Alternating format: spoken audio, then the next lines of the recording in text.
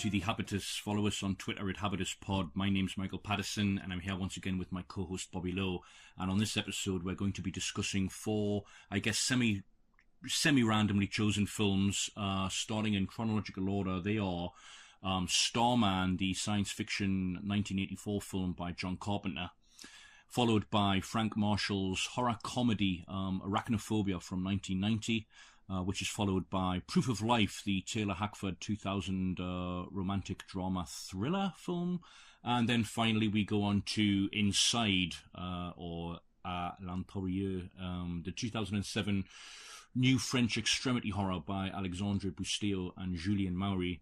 Although, as a little treat to begin with, fresh out the cinemas, or at least I am, Bobby I think saw it before me, we're going to be reviewing Zack Snyder's latest entry into the extended DC Comics universe.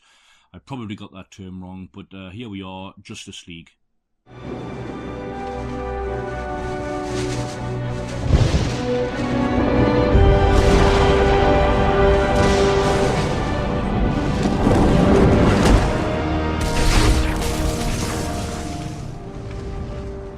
How many of you are there?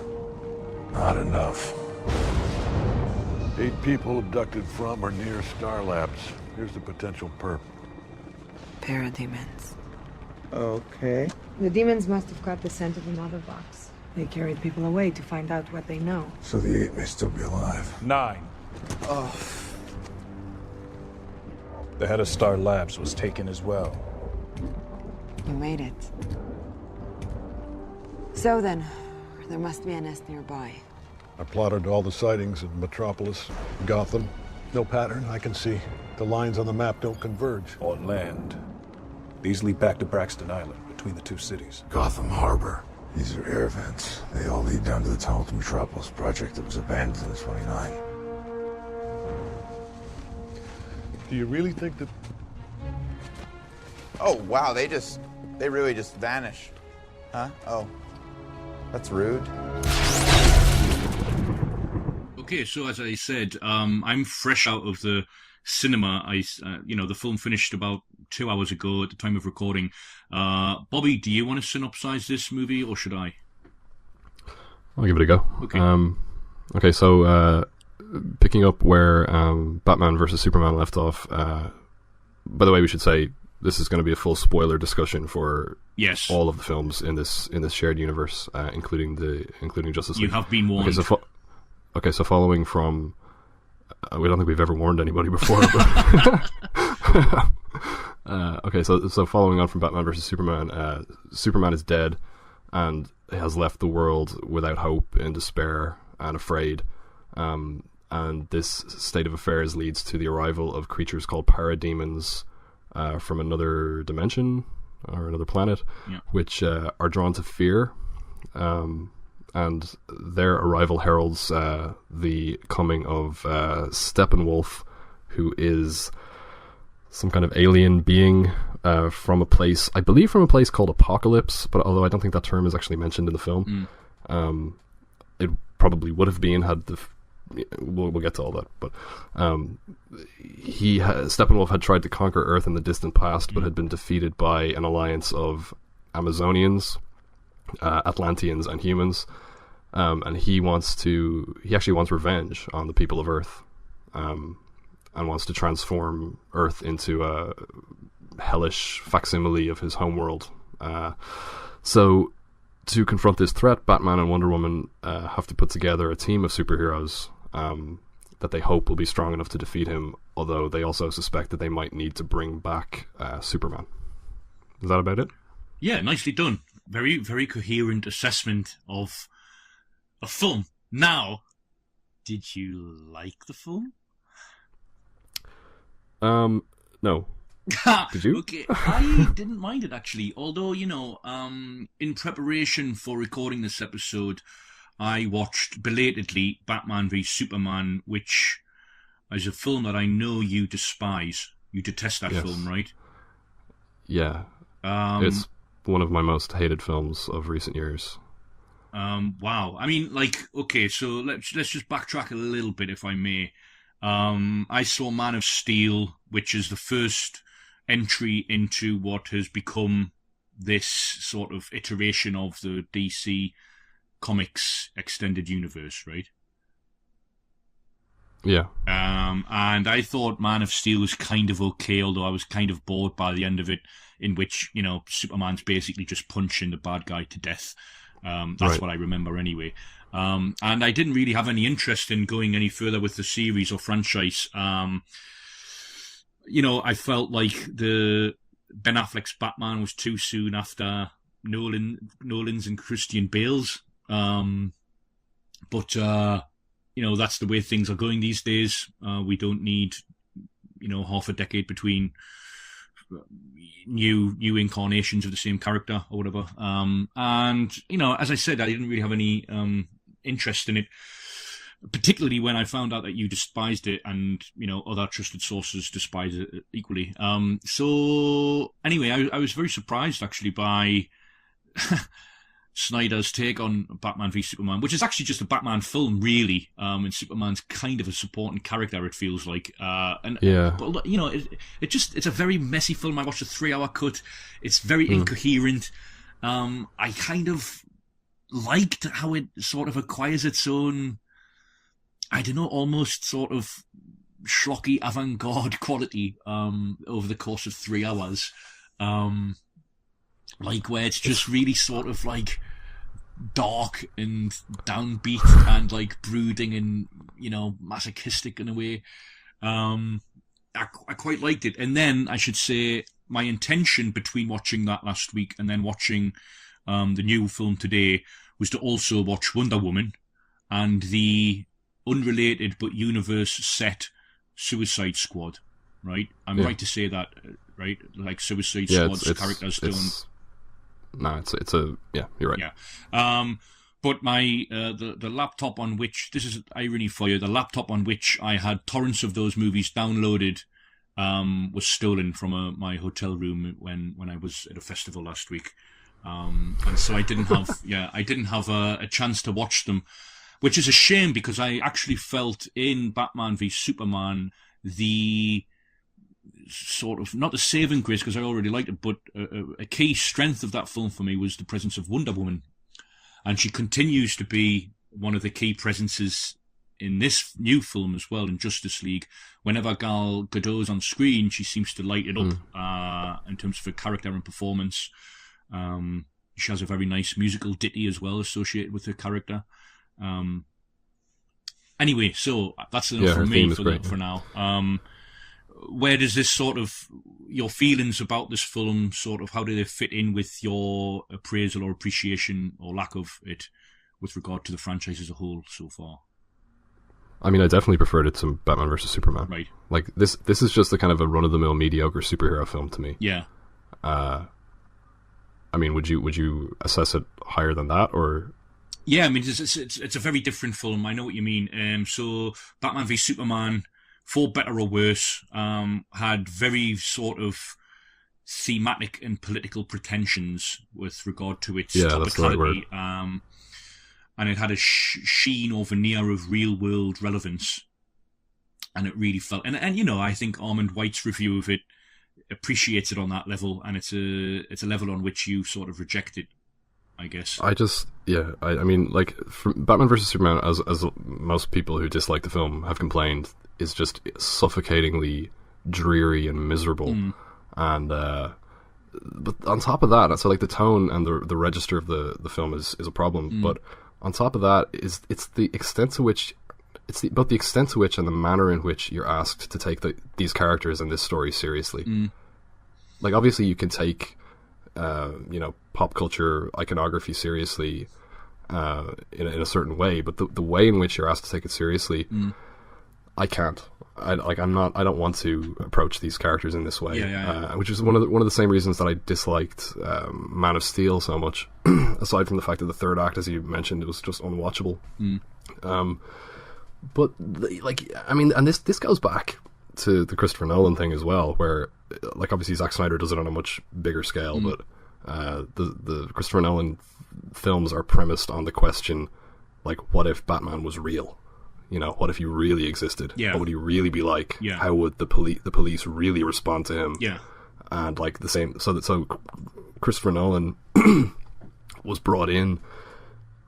Let's actually go back a little bit here and talk about the origin of this film. Because of the success of Batman Begins and The Dark Knight, Christopher Nolan was brought in 2010 to executive produce a new Superman film, and that was it though. It was just a new Superman film. Yeah. They hired. They wanted him to do for Superman what he had done for Batman. Yeah. They wanted a Superman version of The Dark Knight, and he took the same approach to it. He was involved in creating the story, and the idea was to have Superman set in the real world and like interacting with like real world sort of popular culture and real world political institutions, and they brought in Zack Snyder in like late 2010 to direct.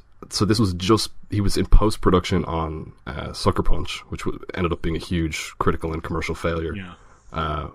And I think his animated film, The Legend of the Guardians, had just come out, which was also a flop. But the last film that he had made, other than that, was Watchmen, which they sort of saw as the kind of, that's kind of the tone that they wanted to go for. Yeah. So then but the thing is that was just a Superman film. It was just a new Superman film. And when Avengers came out in 2012, Man of Steel was then quickly retrofitted with inserts that hinted at the existence of Batman. So there was like I can't remember them though.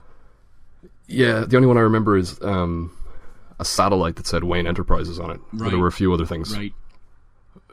So they kind of inadvertently fell into a situation where Zack Snyder was the guy who was going to set the tone for their shared universe. Yeah, yeah. And they were following Marvel's footsteps, but Warner Brothers, because DC is wholly owned by Warner Brothers, they always had the ability to do this. And they have been trying to do it, or they've been hinting at doing it for 20 years. Yeah. Like the first time that I'm aware of it is that in Batman Forever, Metropolis is mentioned, and in Batman and Robin, Superman is mentioned. Yeah. And then they were going to do a Batman versus Superman film directed by Wolfgang Peterson in like 2003, 2004. And then in 2007, 2008, they were going to do a Justice League movie directed by George Miller. And that all got shut down.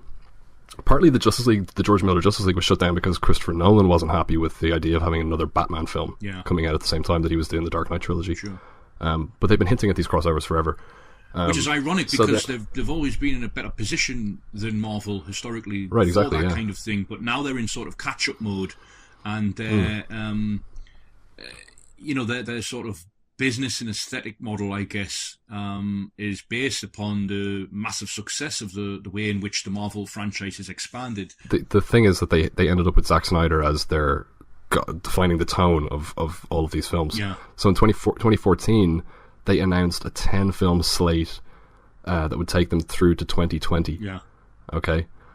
Which was going to be 2 films a year. It was going to be Batman vs. Superman and Suicide Squad in 2016, Wonder Woman and Justice League Part 1 in 2017, The Flash and Aquaman in 2018, Shazam and Justice League Part 2 in 2019, and Cyborg and Green Lantern in 2020. That is all now in complete shambles. Oh, really? They've cancelled and changed and postponed all of these films as they've kind of like chased their own tails as each film has come out and people have responded to various aspects. Like, so when Batman vs. Superman came out, the only thing that people were positive about was Batman. They liked Ben Affleck's Batman, so suddenly there was a new Batman film announced, and when Suicide Squad came out, what people liked was Margot Robbie as Harley Quinn, so then there were 2 or 3 new Harley Quinn movies announced. Literally 2 or 3. It very much feels like a franchise desperate to find its feet quickly. I mean, like, Batman v Superman is the second film. It's the second entry in this franchise, and they kill off Superman, right? And they haven't had like 5 or 6 films in which Superman has become this sort of character played by Henry Cavill, with whom we can sort of identify to the level at which, when he does die, we can kind of have some sort of emotional payoff. It's just like, he hasn't even become the iconic Superman yet. He's just like, oh, he's dead. Yeah. Like, okay. So in Batman vs. Superman was supposed to come out in March of 2016, but in February Deadpool came out and made a fortune, and then Batman came out and got terrible reviews and underperformed commercially. So Warner Brothers started to like panic, and they started to overhaul Suicide Squad in an effort to make it funnier and make it more kind of irreverent and turn these characters to stop it being gloomy and turn them into kind of like charismatic anti-heroes. Wonder Woman was reworked, and Justice League was scheduled to go straight into production after Batman vs Superman, and they didn't have time. They could have postponed it, but it would have cost them a fortune, so they decided, no, they didn't want Zack Snyder to direct it at that point. So they were kind of stuck with Zack Snyder, and so they went into production with him reluctantly, but the film was undergoing massive rewrites all the way through production. It was immediately cut down from a 2-film story to a 1-film story. So the Justice League 2 was cancelled immediately, and they were trying to work everything into the first film. And then they brought Joss Whedon in to do rewrites and to assist with the kind of reconceptualization of the film. And then Zack Snyder had to step away because his daughter committed suicide earlier this year, and then that's when Joss Whedon actually took over from him. But yeah, I mean, like it's actually a miracle that the film was watchable at all. Yeah, it is. It's weird because I've never followed any of the graphic novels or comics books on which any of these films are based, right? Yeah, me either. And so it's very strange watching a Batman film. I think the first Batman film that's been made, I guess, in which the baddie's just this 100% CGI entity from another dimension. You know, it's very sort of, it very much this film consciously eschews the real world setting that kind of was the defining sort of characteristic of the first 2 films in this franchise. It's a weird one because I felt very much like it reminded me of season 2 of The Wire, when you're very aware of the plot kind of grinding through gears when the gang's getting together. I was very pleasantly surprised when the film ended because I thought for some reason going into it that it was 3 hours, and so I think it's only about 105 minutes. No, it's 2 hours. It's 2 hours? Yeah. Well, I was out of the cinema in less than 2 hours, although I don't know how long the end credits are, though. There's probably about 10 minutes of it. Yeah, probably. But I was like, okay, why don't they just... Because it's $300 million, right? I mean, it's. So hang on a second. Did you not stay to see the post-credit scene? There's a post-credit scene? There's a mid-credit scene and a post-credit scene. I missed the post-credit scene. I saw the one where Superman and Flash begin a race. Right, that's the mid-credit one. The post-credit scene... You don't go see enough of these movies. There's always the post-credit scene. There's always... Really? Yeah. That's the new thing with these films. Oh man, but, what have I missed? Jesse Eisenberg shows up again as Lex Luthor. He breaks out of Arkham Asylum and meets up with another villain who looks really like Deadpool to me, but his name is Deathstroke. Okay. Is Deadpool? I don't know. Sorry, is Deadpool in this universe? No. Deadpool is Marvel, but Deadpool is part of the X-Men package that Fox owns. Right. Okay. So Deadpool's a Fox movie. No, I missed that. Right. Well, it's. I don't know why it's there because like they canceled Justice League 2. I mean, I guess it's a teaser in case this was a huge hit, but apparently it's not done very well this weekend. I mean, 94 million. Anyway, they're setting up whatever the villainous version of the Justice League is. Right. Together, Lex Luthor and Deathstroke. I know what you mean about them like consciously changing their tune according to what people are responding to as and when they go, which like kind of reeks of a lack of vision or a confidence in their own what they're doing. So Batman v Superman like signposted every opportunity the fact that there was all of the action was taking place in a population free zone, so there was going to be no collateral damage after the the critical backlash against Man of Steel, in which like just innocent people are just killed and Superman just doesn't give a shit. And in this film it's interesting because like the only humans that are at stake are the family of 4 in this post-nuclear radioactive wasteland in rural Russia that we keep kind of cutting to. And I thought like the young daughter of that family was going to be set up as some sort of superhero because like the camera like lingers on her when she like picks up a can of pesticide And it was, it actually recalled Arachnophobia, which we'll discuss later. But I thought she was going to have some kind of nasty accident with this pesticide and turn into this superhero who I didn't know. Speaking of which, I didn't know Aquaman, and I still don't know what's the other guy called, the guy with all the metal limbs, because he's not actually named in the film. We know he's called Victor Stone, but what? Cyborg. Okay, and these are familiar characters from the comics, or? I had never heard of Cyborg before the cast list or the character list for this movie was announced. I had heard of Aquaman and the Flash, but I've never been a comic book reader, and it's weird because, and again, this kind of comes back to what I was saying about Warner Brothers or DC always being in a better position than Marvel, because Marvel went bankrupt in the 90s and had to sell off most of the film rights to most of their more popular characters. DC never had to do that because they're wholly owned by Warner Brothers. So you would think that the cultural saturation with DC would be higher than with Marvel, but as a kid who didn't read comic books, but who watched cartoons and played video games, I was way more familiar with the Marvel characters than I ever was with the DC characters. Obviously everybody knows Batman and Superman, and I used to watch the 90s Batman cartoon a little bit, but all the video games that I played and all the even all the action figures that I had and stuff, they were all Marvel, and the cartoons that I watched were all X-Men, Spider-Man, that kind of stuff. So I don't know. I had heard of the Flash, but in Batman vs Superman, when Bruce Wayne has the dream within the dream, the parademons, the dream within the dream with the parademons that and evil Superman. Yeah. All this stuff that was setting up what was at that point going to be the first part of the 2-part Justice League story, where they have to battle evil Superman, I presume. When he comes out of the dream within the dream into just the dream, he's visited by the Flash through some sort of time portal, who warns him about evil Superman and says Lois is the key, which we then see pay off in this movie, to be fair. I didn't know who that character was, because I didn't know, I'm so unfamiliar with the Flash that I didn't even know that he could travel through time. I just thought he was really fast. I'm sure that at one point that's all he was. I'm sure the time travel thing came later, but Cyborg was the only character who I'd never heard of. Right. But funnily enough, he turns out to be, in my opinion, the best thing about the film. Do you think? More than Wonder Woman? Yeah. I think so, yeah.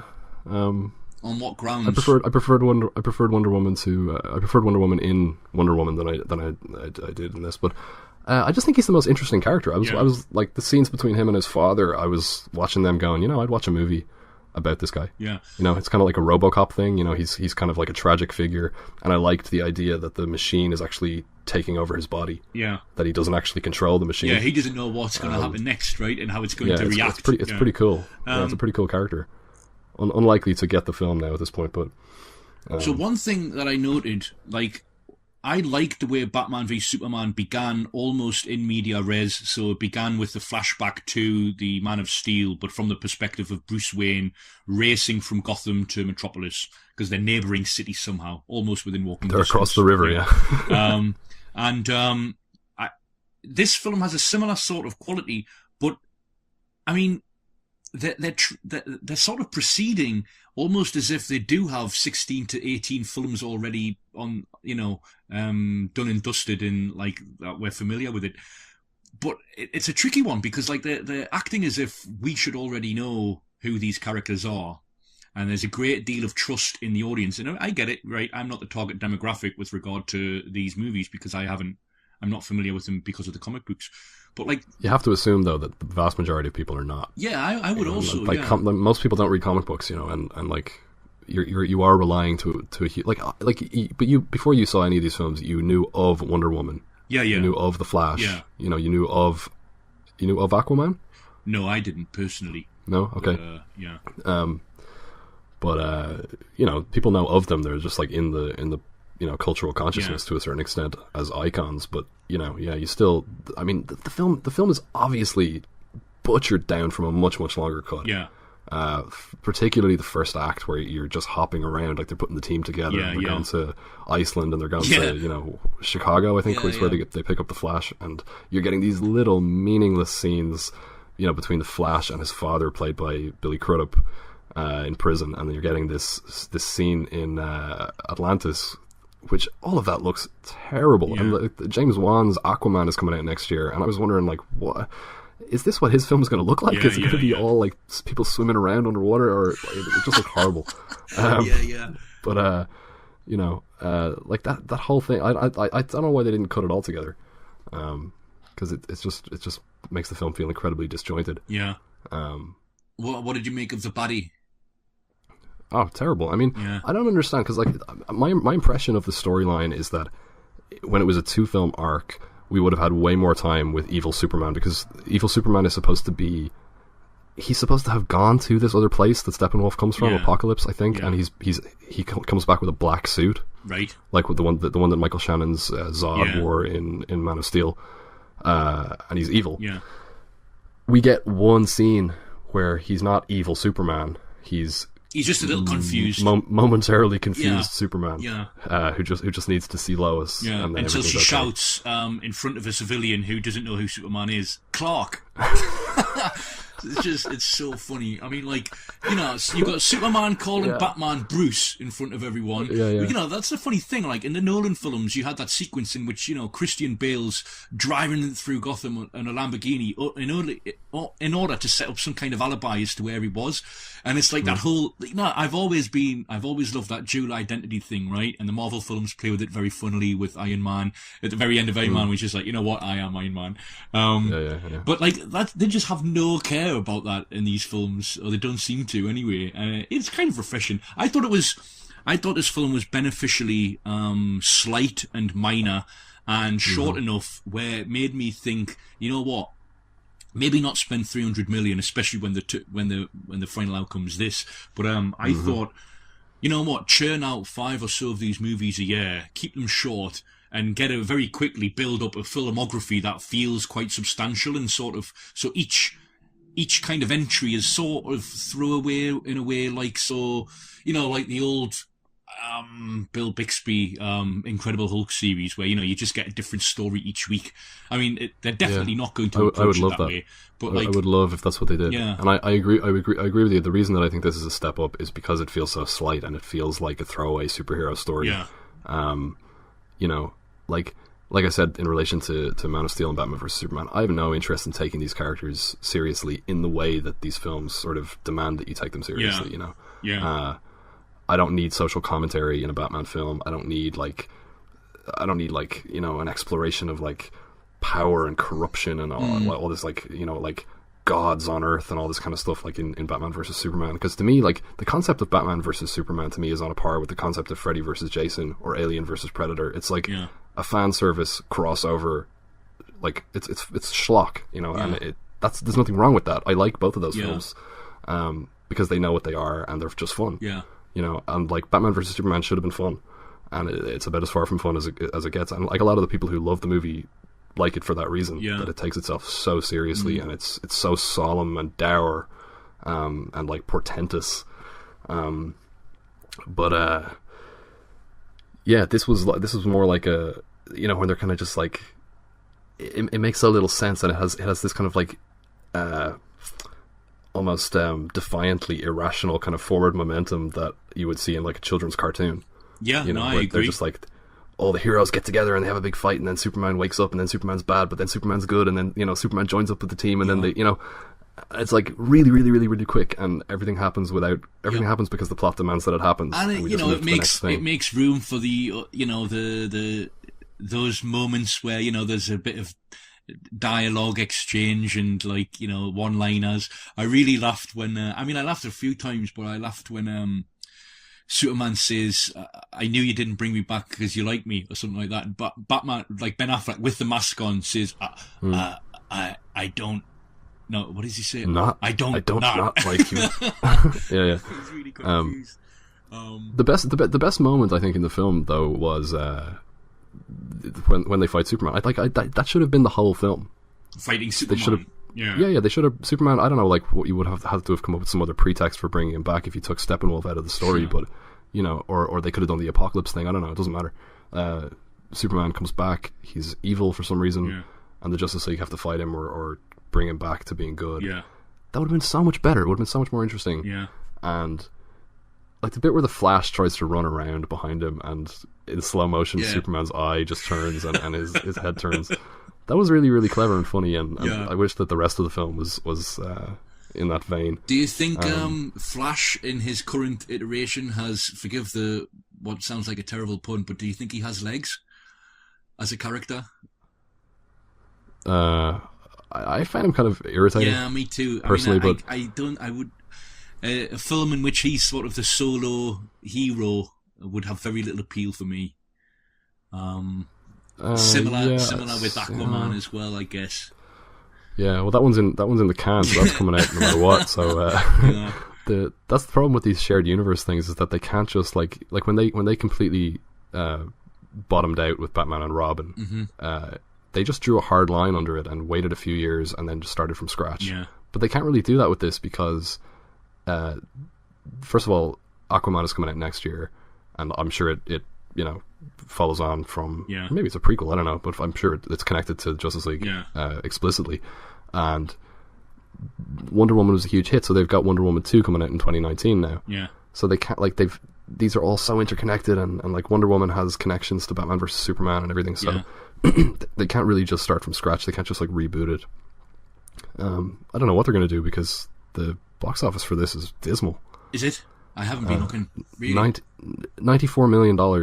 It's the lowest opening of that's the domestic total. I mean, how do you account for that though? Like, is it just because have people lost patience with it already? Like the whole people didn't like Batman versus Superman, and I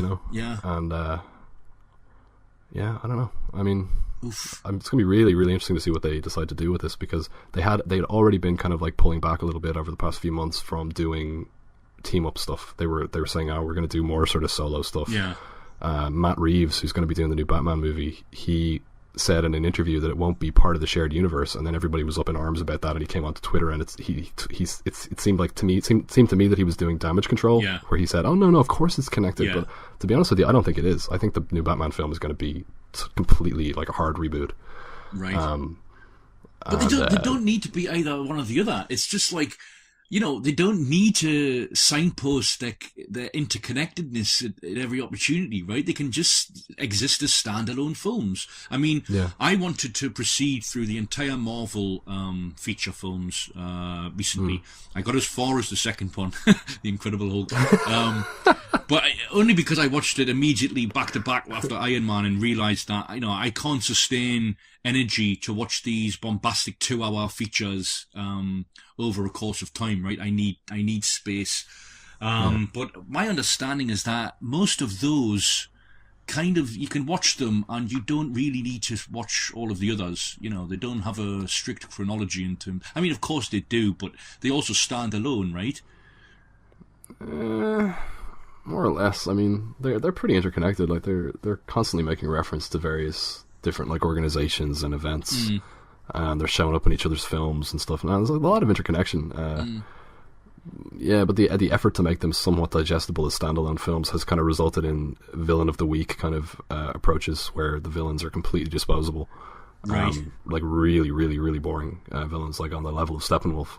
I don't think the Marvel movies get enough criticism for that. Like, everybody's criticizing Justice League for how bad Steppenwolf was, but there are plenty of villains in the Marvel films that are just as bad. Yeah. If not, the CGI is not as bad, but I'm sure Matt Reeves doesn't want the stink of all this on his new Batman trilogy. Yeah. That, like, if I was him and I was like a filmmaker in his kind of position, he has that kind of clout. But I just want them to go back to doing standalone films. I'm sick of the shared universe thing. Yeah, no, it's a burdensome baggage that comes with each trip to the cinema, I think, having to... Very much so. Yeah. But it also, like, even though they try to make the films kind of stand alone and they bring in, like, distinctive filmmakers to direct them, each film comes with so much continuity baggage, and it's continuity before story. Yeah. Continuity, for the sake of it. Yeah. And, like, I mean, like, part of the thing with these films as well is that with the shared universe thing is... these characters are not like, they're not like the X-Men, where there's a common there's a premise that like people all over the world are born with this mutation that gives them superpowers, and they're discriminated against as mutants and all that, and you have this kind of thematic coherency. when you do these like big crossover things where you throw all these characters into the mix that were all conceived and developed and existed separately, you end up with this like incoherency where like you know, you take Cyborg and Batman and Superman and Wonder Woman, like they're all so different, you know, and they all their stories are all about such different things that when you throw them all together, what's this film about? You know, if not just like cool superheroes teaming up to beat the big baddie, which, as you say, is totally fine. But I feel like that's fine. That is fine. They're grasping at some sort of thematic connection. So you've got the whole father thing. You know, like 4 of the characters here have, you know, parental issues, or, you know, in terms of fathers. I don't know what Wonder Woman's story is. Perhaps I'll find out when I watch the film. But yeah, I mean, it's. I agree. I would much rather them, if they do need to make these films, then and I also agree with. I think you've nailed it. That continuity becomes the emphasis rather than actual story. And it's this idea that they are fun to watch in a completist sense, and you watch them for the sake of having watched all of them, rather than watching them sort of to enjoy them on a single film basis.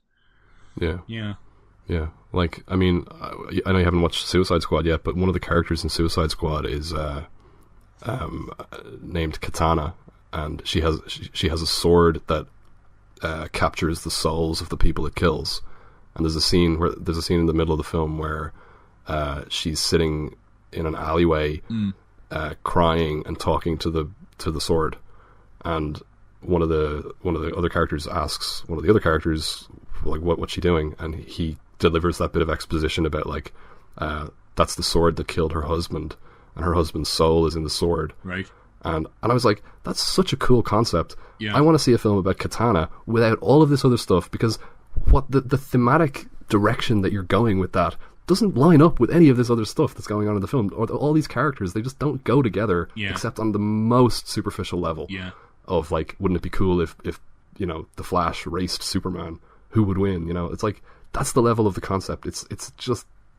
Yeah, I mean, I didn't know how, when I was watching it, I did think something, and then I thought, I don't know how fair that is, but I'm not really interested in watching a film or finding out about Batman as a team player, like, you know, as a collaborator with other people. I guess it's kind of cool to watch, but it's also like, it also feels a bit like fan fiction stuff that has actually become the officially endorsed model and template now.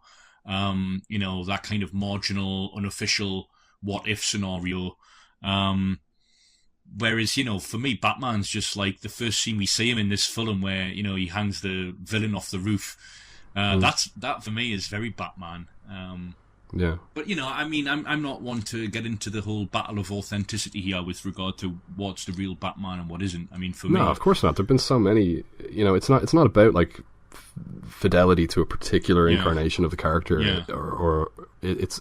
Like, I don't care about that at all. I just care about whether the film is interesting or not. And the kind of, like, thematic kind of, like, you know, soup that you end up with when you just throw all these characters into the same storyline, you know, like Hulk and Thor and Iron Man and Captain America. They're, like, these stories are not about the same things. So when you throw them all together, it's just inherently superficial. And I just would prefer individual stories. But I mean, as I said, I mean, like, Justice League might make more sense and be more enjoyable had there been, like, 7 or 8 films leading up to it. But it's like, you know, we're 4, let's say, 4 films, 5 if you include Suicide Squad, which we're not, but, like, 4 films into the franchise, and the 4th one is, like, this team one. And, you know, like, it's just, it doesn't really feel like we know any of these characters to begin with. So, which just comes back to what I said about, like, being very in media res with the whole thing, and very sort of just, like, proceed on a very irrational level.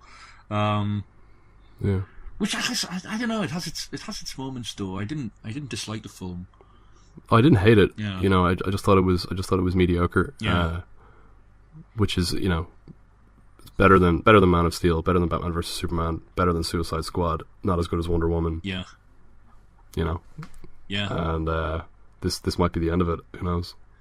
They've got Aquaman, but, like, Aquaman might be a little bit of a postscript to their grand DCEU vision. Yeah, I mean, like, he's pretty dull, right? Like, he's a little boring. Yeah, he didn't really sell me on the next film, but yeah.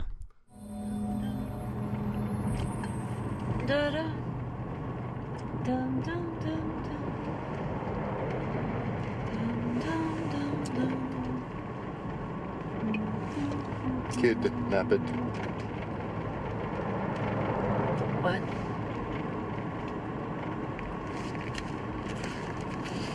What is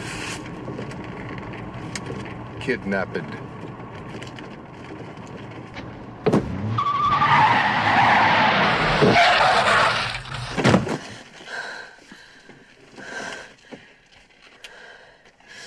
You want to know what kidnapped is? It's being dragged out of your house in the middle of the night by some whatever you are, being forced to drive all night with a gun pointed in your side and not knowing where you're going or what's going to happen to you when you get there. So if you're going to shoot me, go ahead. Because I'd rather be shot than go on being scared to death.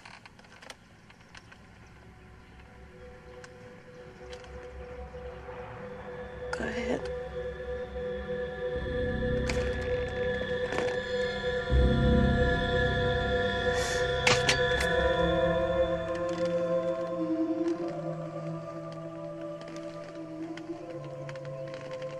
I mean you no harm, Jenny Hayden.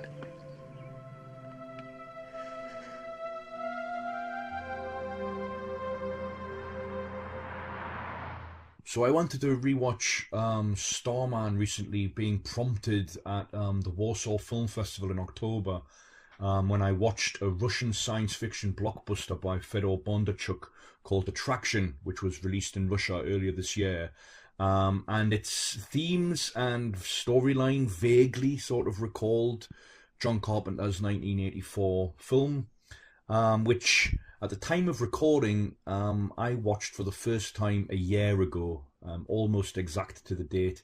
I saw it at the National Film Theatre on the Thames in London on the South Bank. It kind of knocked me out, to be honest. I was emotionally floored by it, and I remember when the film finished, I had to kind of retreat into the men's bathroom and just cry for about 5 to 10 minutes, just to kind of recuperate.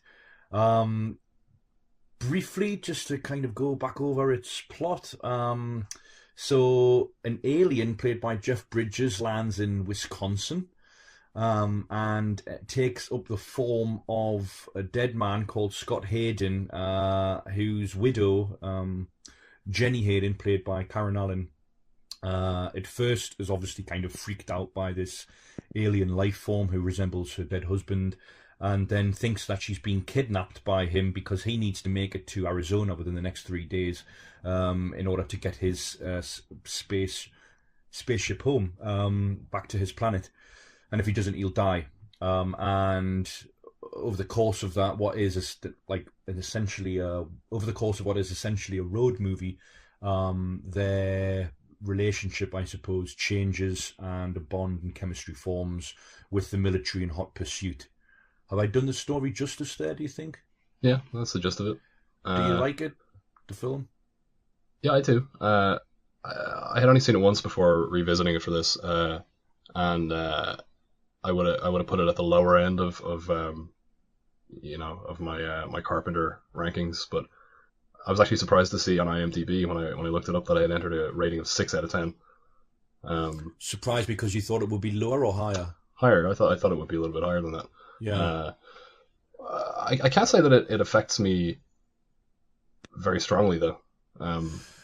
Well, just to come back, so that was my reaction last year. I saw the film with somebody very, very dear to me at the time, and I kind of deliberately hadn't watched it, although I was in a rush to rewatch it at the time because I thought, wow, this is like, a masterpiece that I must rewatch as soon as possible.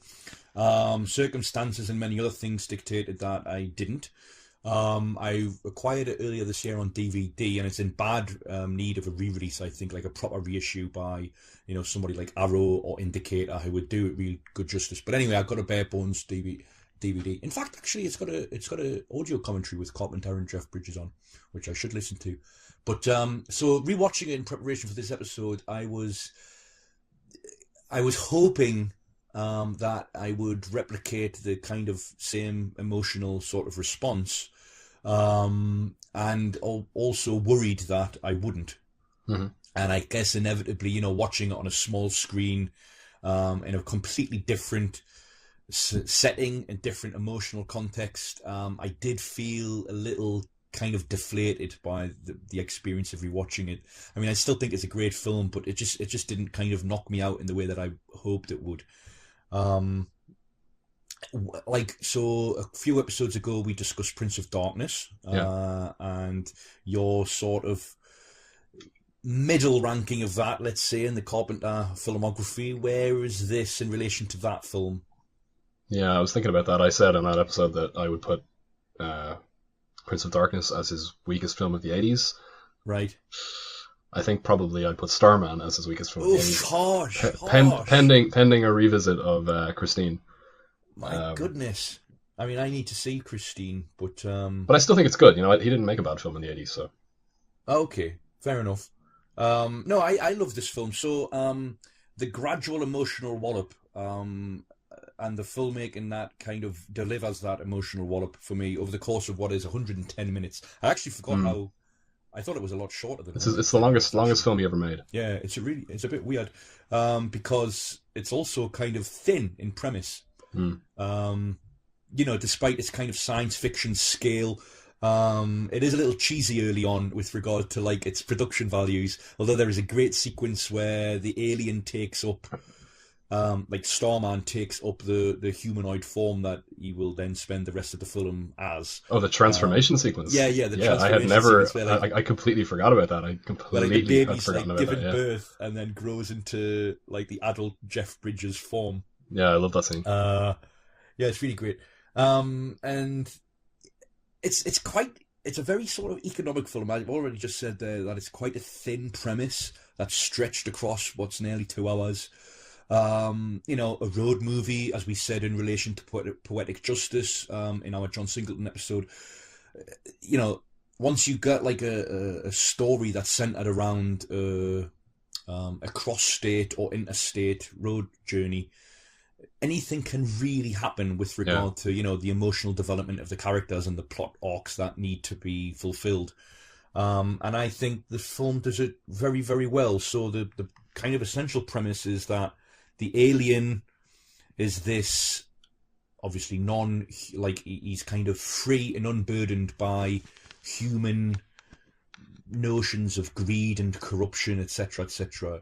He's kind of an investigator into the human race, and so there's a sort of innocence built into him as a character, that is the source of the film's comedy, and for me also the source of its periodic moments of absolute beauty, and kind of like really heart-rending scenes, which we'll come to, I guess, very shortly.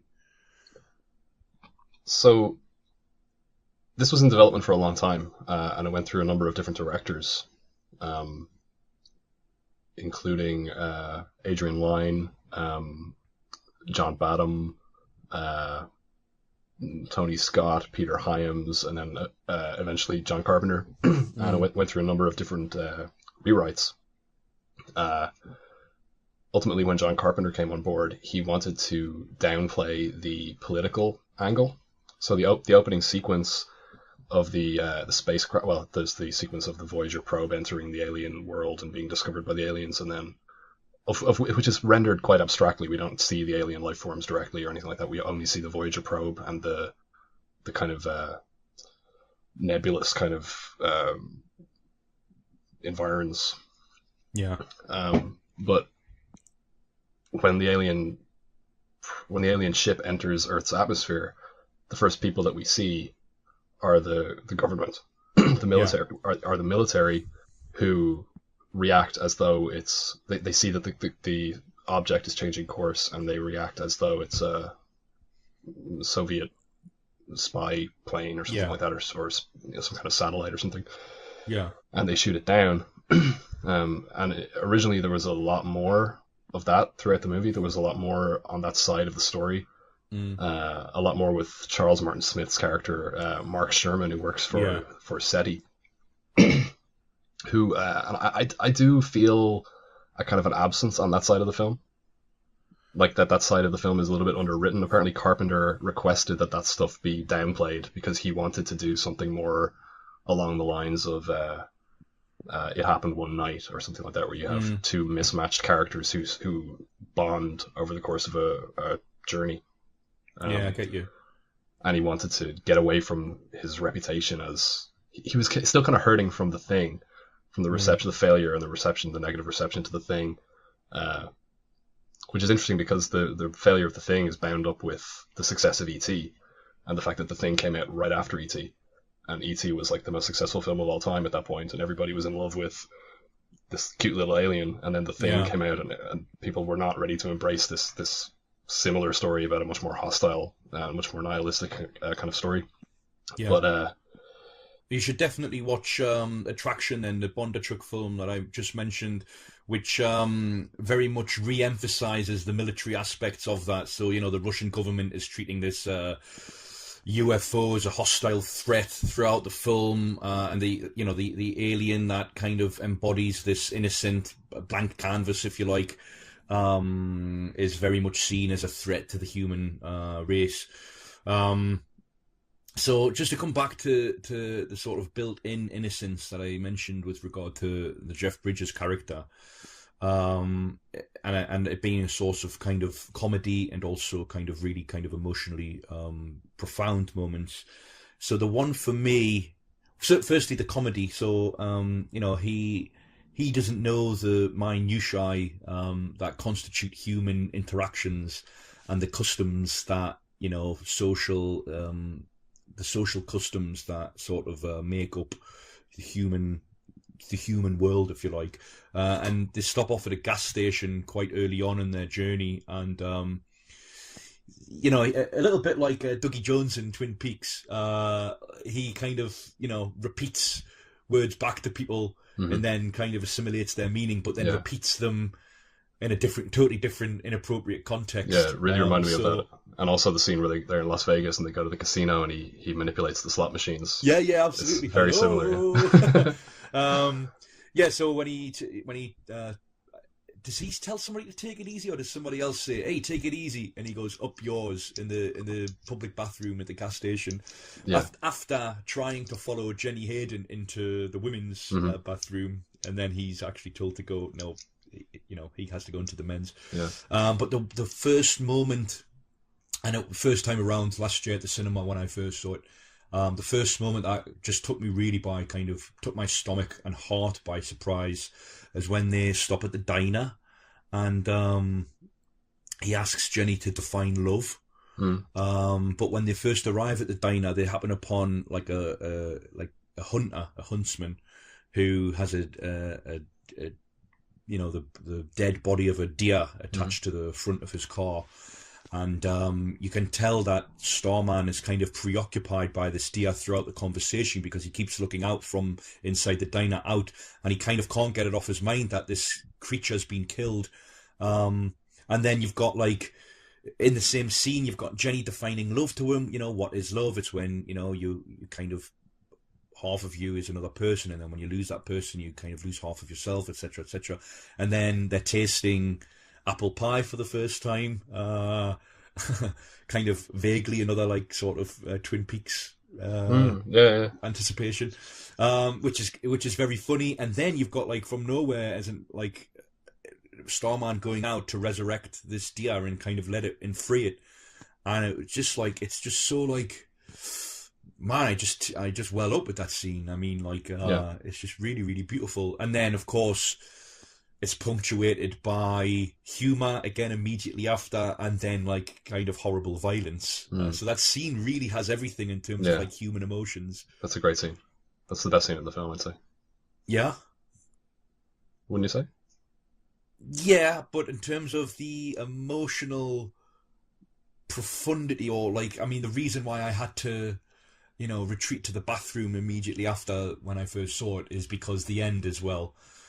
So when they finally reach the crater in Arizona with, as you said, Mark Sherman, and the military sort of in chase, in pursuit, sorry, of them, and there's that like sort of ticking countdown fleetingness to the whole romance that's developing. Yeah. A little bit like, the Before Sunrise films, but with like, the military in attack mode rather than just two people wandering around Vienna or Paris.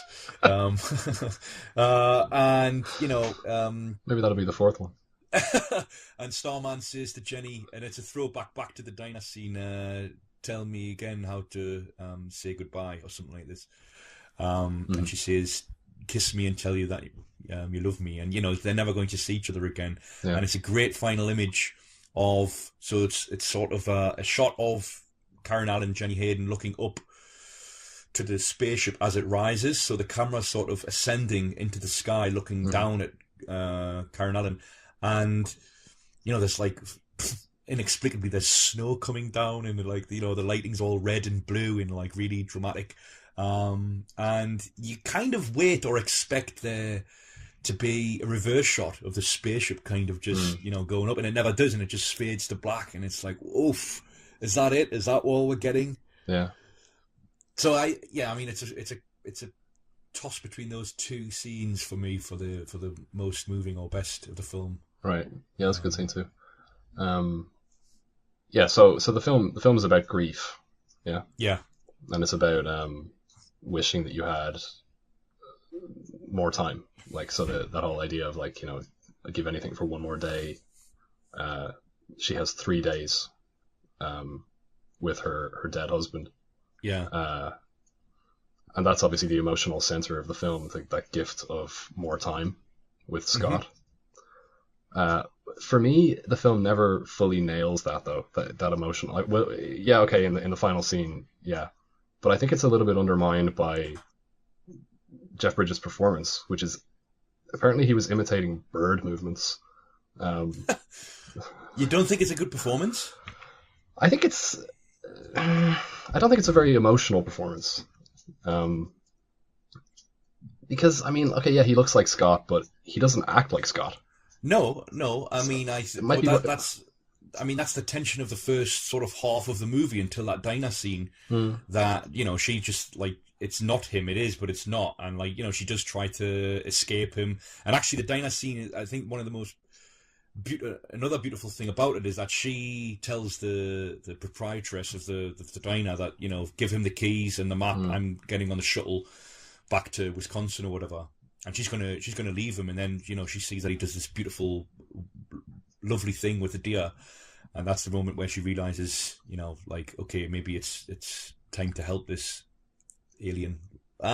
Yeah. I mean, I know what you mean. I think it's a really, really great performance actually by Jeff Bridges. Whether or not it sort of aids the story that you're referring to, yeah, I know what you mean. It's a little bit like, I don't know, if he start, okay, so like we see him looking at photographs when he was, okay, so I can go back to the beginning. Okay, so the film actually starts off, it kind of gestures at horror at the beginning. You have the spacecraft coming in, you have it being shot down, you have it hitting the trees and exploding, and then you have a POV shot which recalls the opening sequence of Halloween. This very, very sinister drone music and these like flashing sound effects and flashing lights. It's extremely and very overtly sinister.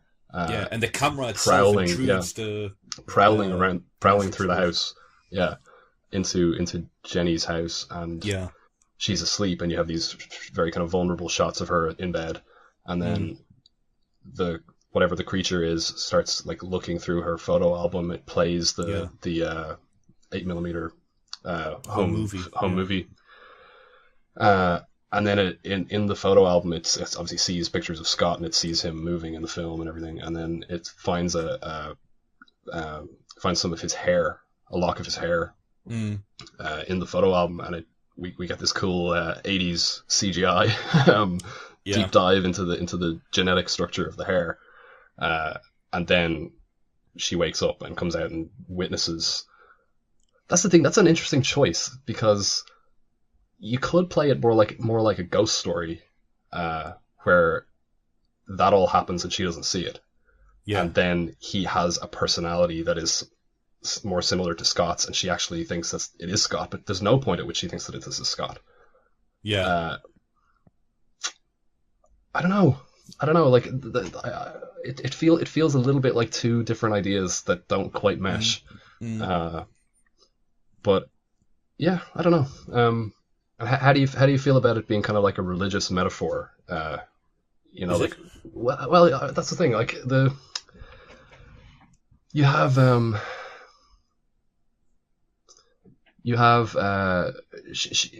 we learn that she is infertile. And then they have sex later on, and he tells her that he has impregnated her. And I gave you a baby last night.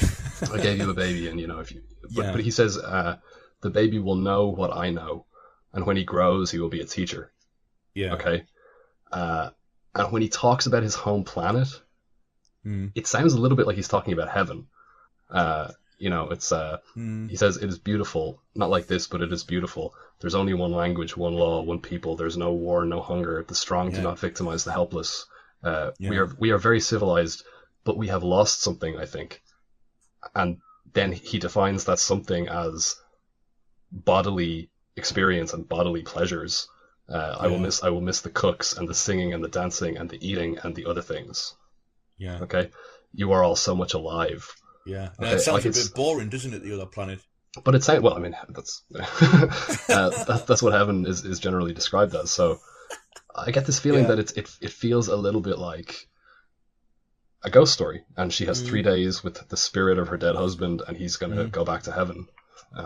She gets one last chance to say goodbye, but there's something about the way that Jeff Bridges plays it. Like even if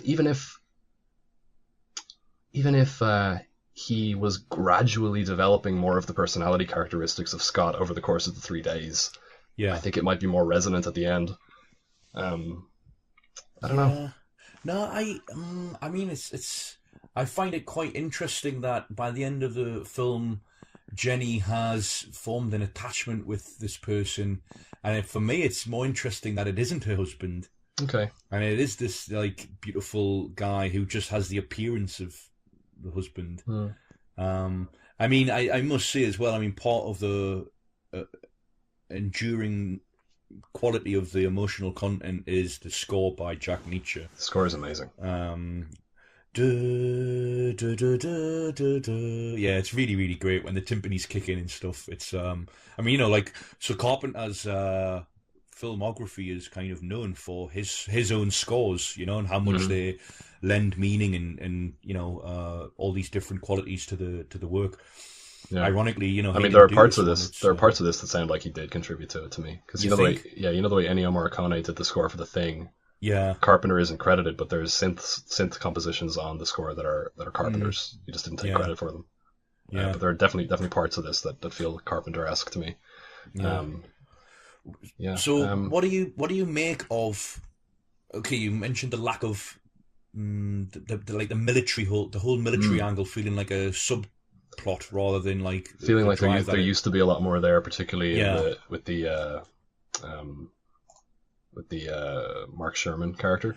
Yeah, because he set up like so early on I do think it sets these parallel storylines up very well early on. You've got the parallel exposition and characterizations and like Mark Sherman, the Charles Martin Smith character, he is set up to be like a kind of a dramatic point in the movie, a dramatic pivot, if you like. Yeah. And I guess later on he does, and he has his moment of rebellion against his commander or whatever. Mm-hmm. I do like his performance whenever he's on screen, and I like him as a character. But I would perhaps agree that he's kind of underused, or rather, he's under characterized. Like the final, what you referred to there, the final act of defiance. Yeah. Or mutiny is. It doesn't feel like it comes from any kind of like real character place. It feels like it used to before part of the story was cut down to favor the road trip aspect. I must say though, I love road trip movies, whether they are road trips or chase movies like this. I like the iconography of the American road movie, like the diners and gas stations and truck stops and motels and all that kind of stuff. I love that. Absolutely. Have you ever been on a road movie of this ilk? on a road trip through America. No. Yeah, sorry, a road trip. Yeah. No, I haven't. Nah, no, me. I really would love to, because I share your sort of appreciation of it as a film genre, and also literary genre as well. I feel like that kind of meandering, episodic, picaresque narrative quality to I don't know if I've ever read a novel that was a road trip novel, but I have actually. But yeah, no, it's more like, but it's really the kind of the iconography of it that really appeals to me. So if I may end this section on Starman, just riffing off that with a recommendation, I really recommend you watch 3 American LPs by Wim Wenders.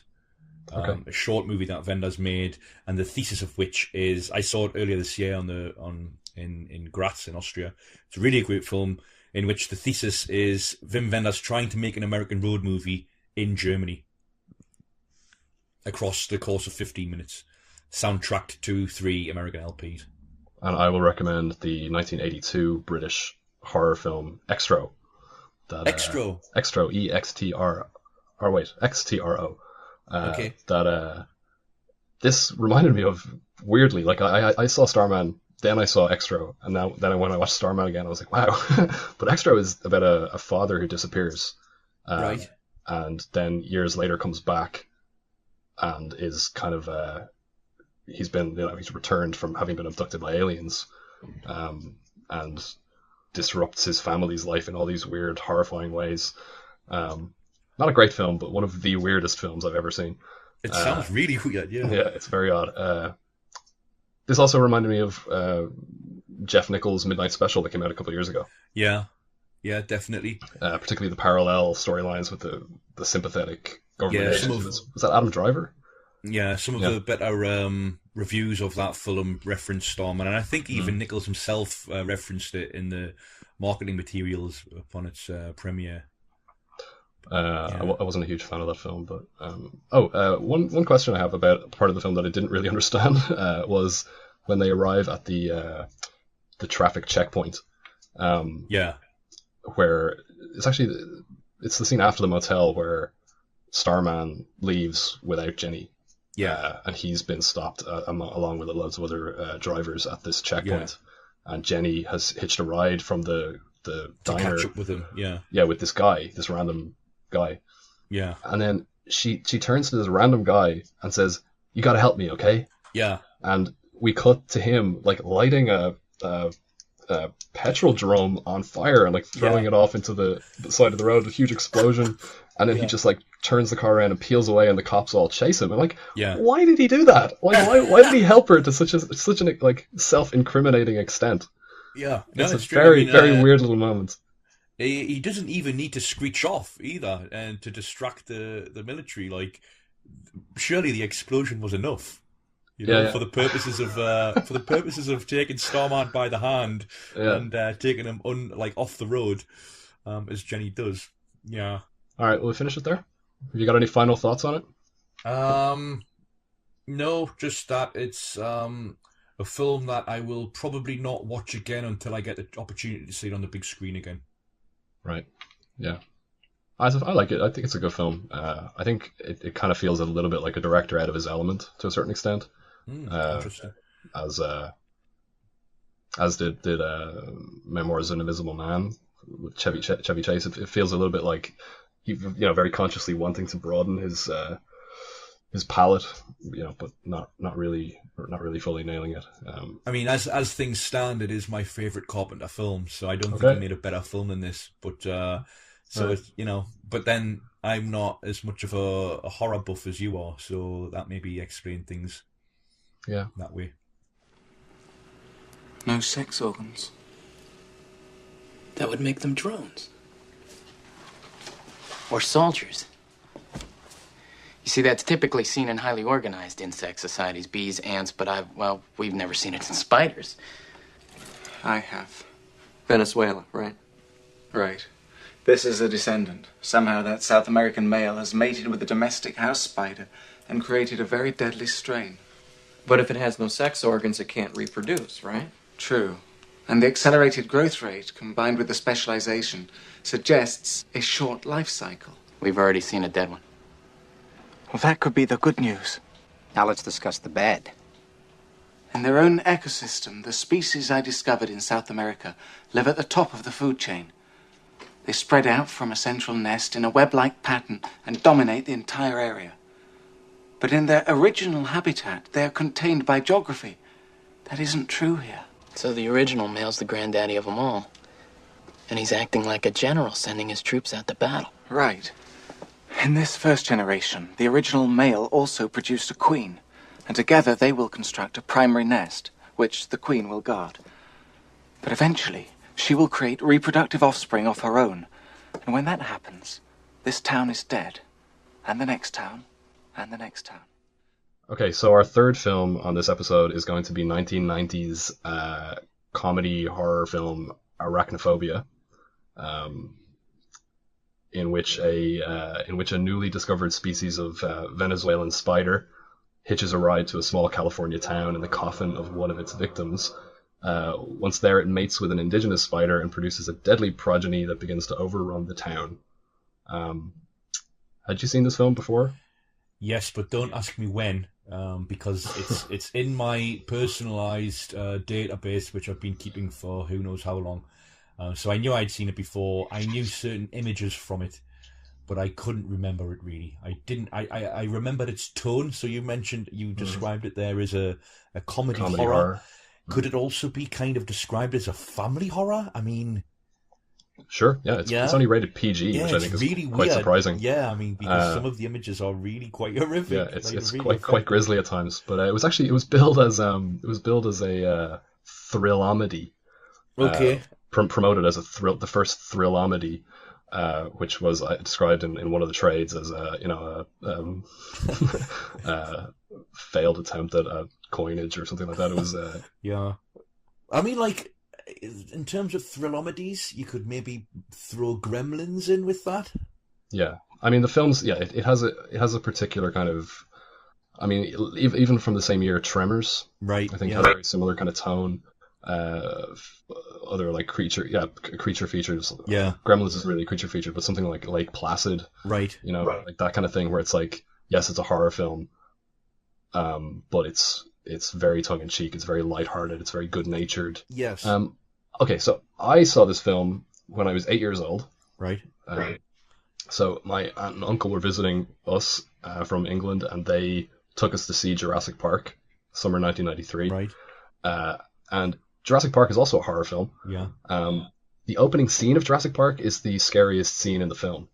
When they feed the cow. The feeding of the velociraptor that goes wrong. It's the one that has the most overt horror tone. And I remember sitting in the cinema and turning to my aunt during that scene and saying, "Can we please leave? I don't like horror films." And she just kind of waved me away and said, "Yeah, just sit down and watch the film." And then I loved it, and it became my favorite film of all time. At that point. And that same summer, a couple of weeks later, we rented Arachnophobia. And I watched the entire film standing beside the door of the sitting room. Really? So that I could leave if it became too scary. And before seeing Arachnophobia, I had absolutely no fear of spiders. Arachnophobia gave me acute arachnophobia as an 8-year-old.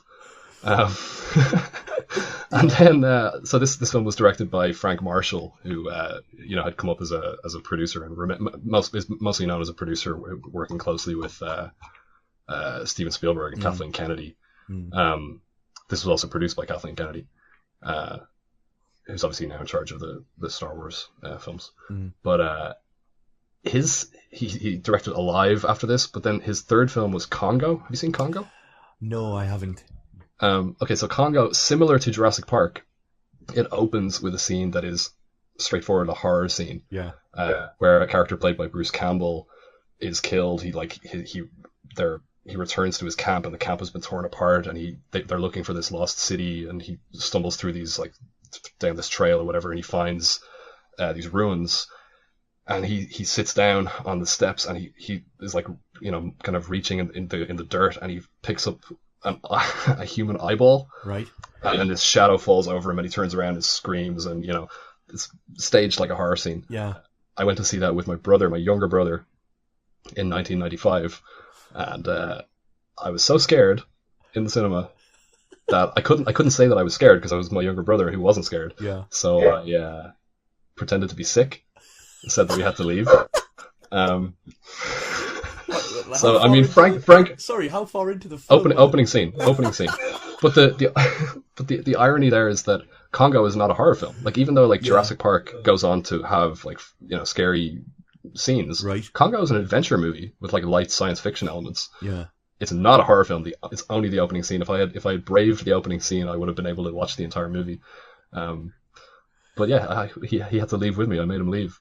But yeah, okay, I faked sick. I presume. So I'm just saying that Frank Marshall is the scariest filmmaker of all time, apparently.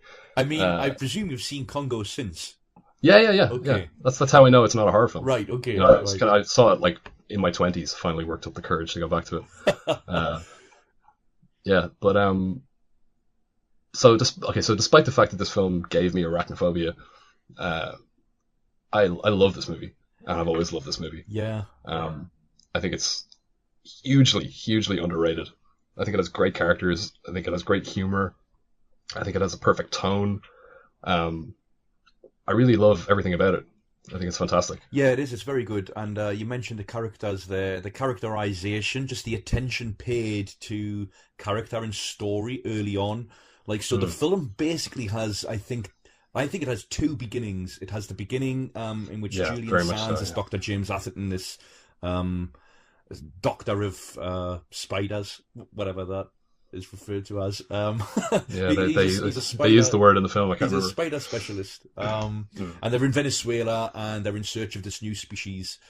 They have a cameraman who arrives with them. Jerry Manley. Mr. Manley. Yeah, Mr. Manley, who snuffs it quite early on, and that kind of kickstarts the film's second beginning, where it transfers its setting to Canaima. But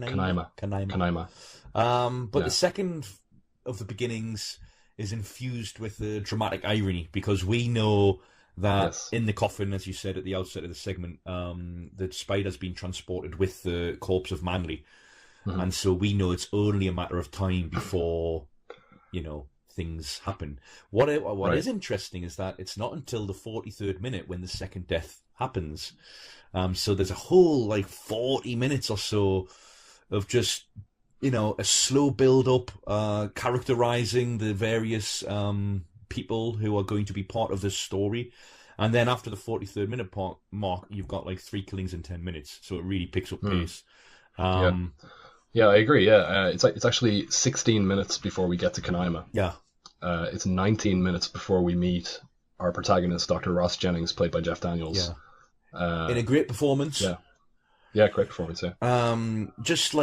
And I thought the script, again, when I was watching it, I thought the script was really sharp and just no time wasted in terms of its dialogue. And the way Daniels delivers scenes like that. I don't know. I mean, it's a good line, but just the way he delivers it, such as he goes home to his wife and he's telling, because he's arrived in this new town. He's a new arrival with his family, his 2 kids and his wife. They moved from San Francisco. That's right, down the Californian coast, and he's arrived to assume the position of the local doctor, who, upon his arrival, decides he's not going to retire after all. And there's a beautiful tension between those two as the script develops. But just the line of dialogue that Jeff Daniels just nails when he comes home and he tells his wife, "Good news and bad news. So shall we go in reverse alphabetical order and start with the good?"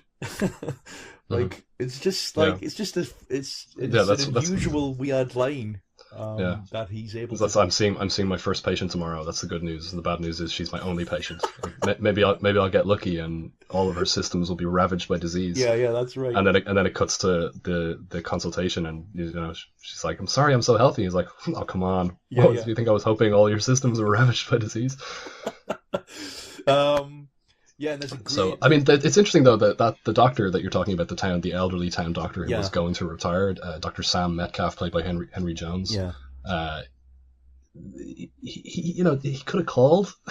He could have before they decided to move all the way down. But Yeah, I agree. That when the scene where they open the coffin of Manley's coffin, that entire sequence is so good.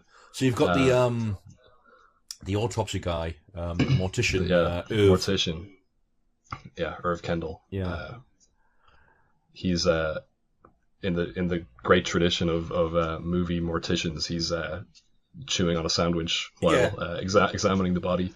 Yeah, and he's a bit of a freeloader in general when it comes to food and being hosted by local friends. But that's a great image. That's the first sort of grisly image in the movie, right?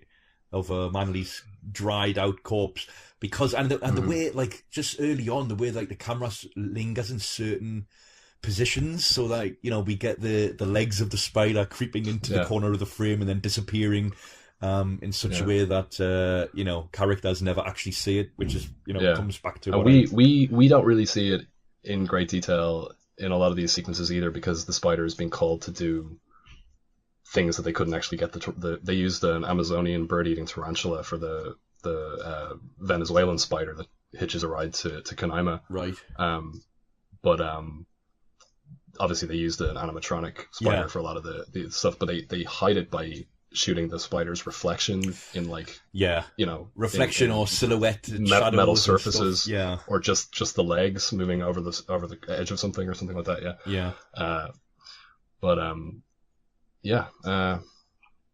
So my potentially my favorite scene is when Margaret, Jeff Daniels' only patient, or rather, Ross Jennings' only patient, when she's killed by switching off her light at night when she's mourning the loss of her husband, a bit like Jenny Hayden in Starman, actually. She turns the light off, and the spider falls down on her hand, and then the next scene, obviously, we see her corpse getting carried out of the house, and that's my favourite scene on the porch of her house, because you've got the older doctor accusing the young doctor, Jeff Daniels, of malpractice. And you've got the mortician because he in his examination of Margaret, he took her off the the blood pressure medication that Dr. Metcalf had her on. And so they're suggesting that it was probably heart failure. That killed her. You've got the mortician, Irv again, and you've also got Sheriff Lloyd Parsons, played by Stuart Pankin, who I think kind of steals every scene in which he appears. And it's that scene in particular where he's kind of this really smug cop, because we've seen earlier in the film him trying to give a parking ticket to Jennings. And Margaret saying, he was always a bully. That's why I held him back. Held him back in the first grade. So this is the scene in which he's enjoying a particular sense of Schadenfreude with regard to Jennings and the suspicions he's falling under. But which is to say, I guess, up until this point in the movie, we haven't really seen much of the horror. It's been suggested, but it hasn't gone all outright horror. And then, as I said earlier, after this point, we've got 3 killings in the next 10 minutes, or including Margaret's death, we've got 3 killings in the next 10 minutes. And then you've got the second half of the film, just an escalating sense of hysteria. But what I really like about the way it develops is that it's grounded in sensible decisions and rational choices on the characters' parts. It's not like this, so it's this kind of social hysteria that all of the characters, though, are kind of gradually coming to terms with the fact that it is spiders, and we're awaiting the belated re-entry of Atherton, who sends at first an underling, and then comes up himself and arrives in town when he realizes that they've got troubles to deal with. So you mentioned earlier that there's the structure of the film is dramatically ironic on 2 levels. So you have, first of all, the fact that we know everything about what's going on, and they don't find out until it's not until 55 minutes into the film that they advance the theory that there might be killer spiders. So we're way ahead of the protagonists in that respect, but we're also ahead of them in each individual scene where there are like near misses with the spiders. Yeah. Where the spider almost kills the cat, but Margaret lifts the cat away without seeing the spider, just lifts the cat off the seat. Yeah. And we have the kids in their bare feet and the spiders scuttling toward the feet, and then they stand up and drop the book. Yeah, and then stand on the book and you squashes the spider. Yeah. But the reason that the spider theory isn't advanced until 55 minutes into the film, despite the fact that there have been several deaths, is that for each of the first 4 deaths, and there are 7 deaths total in the film, for each of the first 4, there's a plausible alternative explanation. So Jerry Manley, who's killed in Venezuela, is really sick with a fever. Right. And they figure that the fever killed him. Margaret Hollins, they theorized that it was a heart attack brought about by Jennings taking her off her heart medication. Right. The third death is the young football player, Todd Miller, who is, the spider gets into his helmet, and just as the spider bites him, he receives a very, very... nasty tackle. Yeah, a nasty tackle, and that flips him upside down, and they figure that's what killed him. And the fourth one then is Dr. Metcalf, who the spider gets into his slipper, and he's just come off the treadmill. Yeah. And they figure that it was a heart attack brought about by overexertion. Yeah. But it's in that scene where his wife sees the spider scuttling away. Yeah. And he says, some damn thing bit me. It's like, oh, it was only a spider. Yeah. Spider felt like a damn cooker. But yeah, that's when the spider theory is advanced. They have the other bodies exhumed and they examine them for spider bites. Yeah. And that's when they go and they get Dr. Atherton. Yeah. And John Goodman comes into town as well as the pest Delbert. expert. Yeah, Delbert. The exterminator, yeah. Yeah, and it's John Goodman being kind of John Goodman in a way, but it's been a while since I've seen like an early 90s John Goodman performance of The Silk. He's so funny in it. Yeah, his performance is hilarious. he has his own musical theme as well. Actually, that's another thing, is the music is great. You have the Canaima theme, which is this really buoyant kind of like very kind of befitting a small town. The town and the characters have the feel of being out of time. I think they feel like 50s archetypes. Yeah. Which I think is a very kind of subtle way of alluding to the 50s monster movies that this is riffing on, without having like very kind of overt visual or scenographic kind of references. Just having this kind of like a cast of characters that you kind of feel as though they were pulled out of a small town, Yeah, I get it. Almost like out of a Frank Capra film or something like that. Something like out of a. Yeah, I get it. It's also a very subtle Spielbergian nostalgia at work as well, I think. Yeah.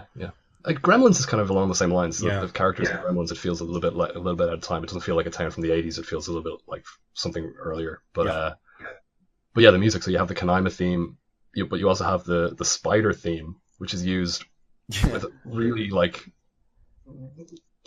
used with real wit. It's really witty. Yeah. It's like there's always this kind of like layer of kind of like the sardonic kind of humor to it.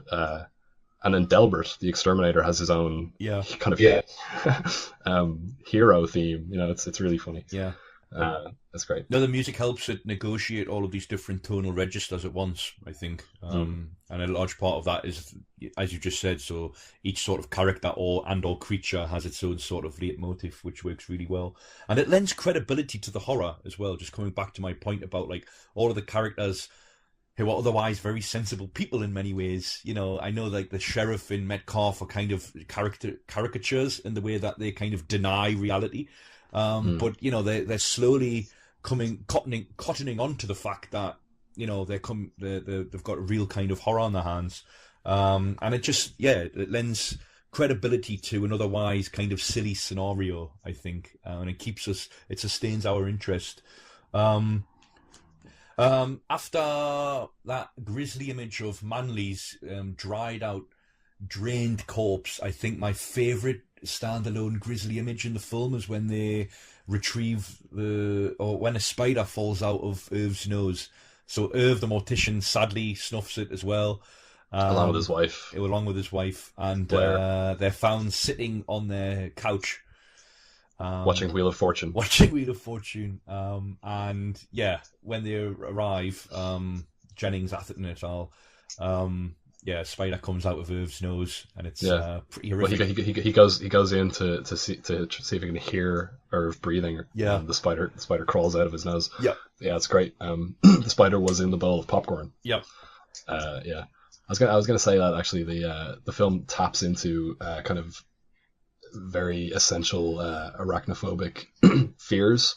Right. You know, kind of like it taps into the exact kinds of squeamishness and vulnerabilities and like moments. It has these moments that linger in your subconscious after you watch it. You know, like eating without looking. Yeah, so they have the spider. I've just spiders. Whenever I eat, whenever I eat popcorn out of a bowl, that scene is always in my head. The shot of their hands going into the popcorn, not looking, and the spider crawling, and then eventually one of the fistfuls, the spider is in the hand. And then there's another scene where they're looking around the kitchen. They're looking around Margaret's kitchen trying to find a live specimen of this the spider. Yeah. And Lloyd, the sheriff, is eating out of the cereal. He's eating fistfuls of dry cereal. Yeah. And then he takes out a fistful, and there's a dead spider in his hand. Yeah, and, but like we've heard horror stories like that. You know, they're rare they're rare to come by, but like, you know, like where families have like bought like, you know, a box of Kellogg's and it's come with like a massive huge tarantula like inside the box, and it's like, oh god. Also like Metcalf's slipper as well, putting shoes on without actually like checking it and holding the shoe upside down and giving it a rigorous shake. Yeah, but that's like the most poisonous spider in the world is the Brazilian wandering spider, and it hides in shoes. Like it likes those kind of little spaces. Yeah. So shoes and hats. Yeah. You know, you have the helmet and like the different, you know, that kind of stuff. Also nakedness.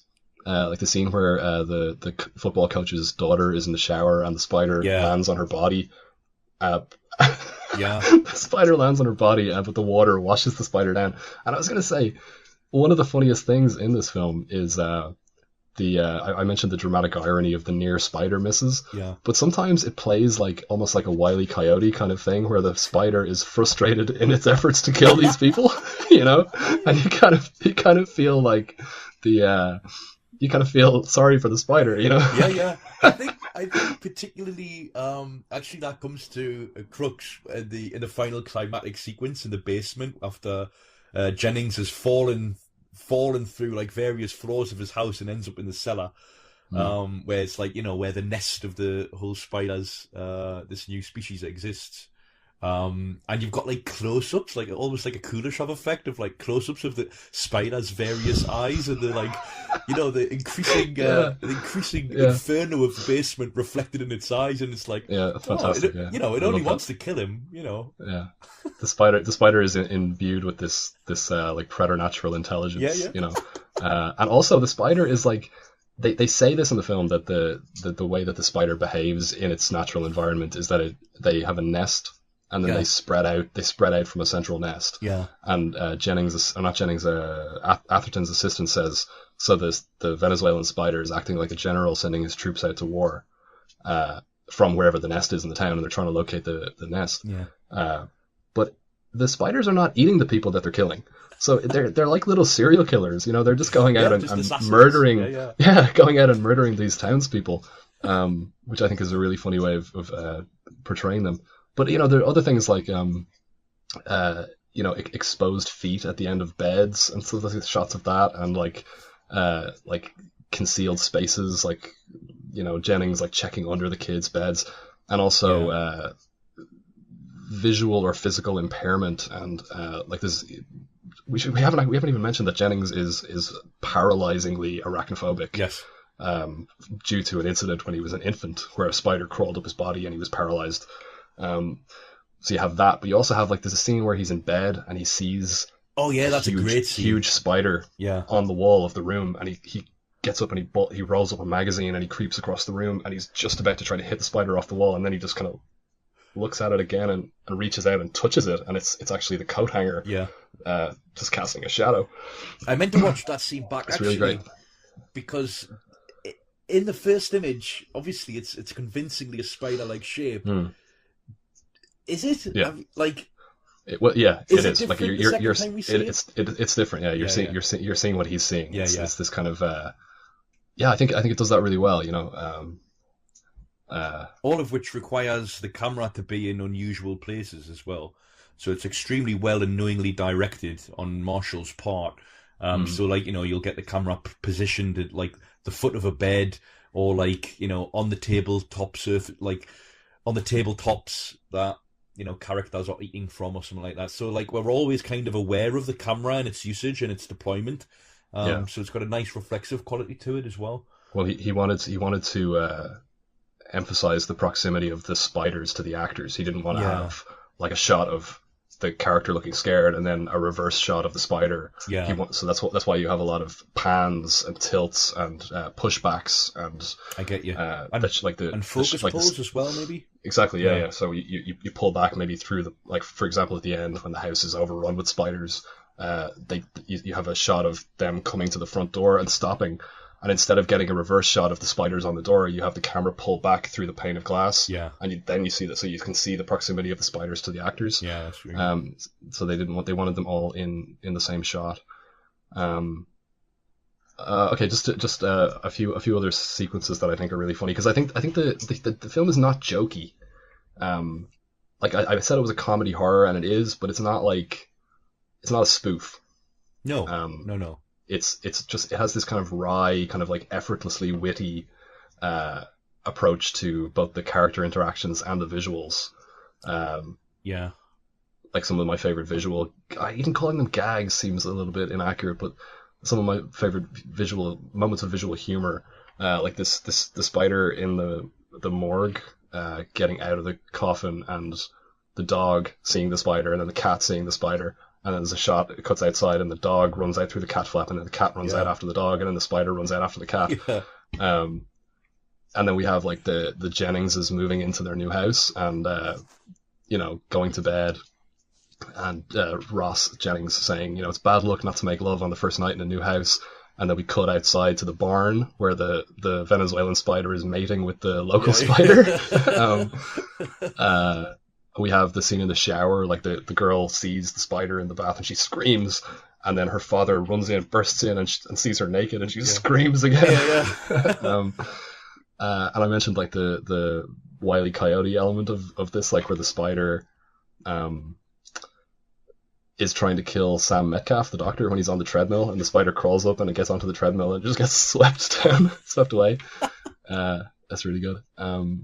When the spider is trying to kill Jennings's daughter, she's having a sleepover with her friend, and they're scaring each other by doing this rendition of Itsy Bitsy Spider, and as they're doing it, the spider is lowering itself down on the thread. And there's a doll on the ground, and we get a shot of the doll slowly opening its eyes just as the spider comes down onto its face. It's great. Yeah, it's great. Yeah. Do you like the climatic sequence in the basement? Yeah, I love it. Yeah. Yeah, you love it.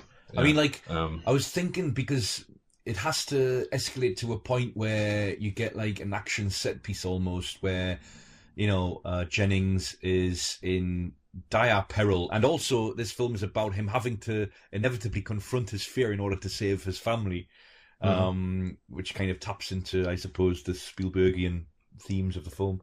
But like, I was watching it, and I don't like climatic sequences which last too long, and I just wonder if maybe this does stretch it an incy-wincy tiny bit too far. An itsy-bitsy bit? Yeah, an itsy-bitsy. I don't know, I don't really think so. You're talking about the scene, are you talking about the entire climactic scene? Yeah, it's kind of two parts. Yeah. So first of all, you have the they think that there's a huge web in the barn, because that's where the spider initially was, and they find the carcasses of mice, and then rats, and then the carcass of a cat in the web, and that's also where Dr. Atherton gets killed, acting very, very foolishly. He climbs right up into the rafters and starts twanging the thread and saying, "Supper's ready," or whatever, and just gets killed. But Yeah, the nest is actually in the wine cellar under the house. Yeah. And by the time they've discovered this, the spiders attack and they swarm, and it's so like it's skin crawling watching these spiders crawl out of the plug holes and out of the every little place coming. Oh, because again, it's drawing upon everyday fears of spiders as well. Because if a spider's going to enter your house, it's going to be through the plug hole, probably, right? And just the fact that there's thousands of them in this instance. But you mentioned you mentioned the close-ups of they call the spider the General. Yeah. So the nickname for the spider on set was Big Bob. Frank Marshall named the spider after Robert Zemeckis. Okay.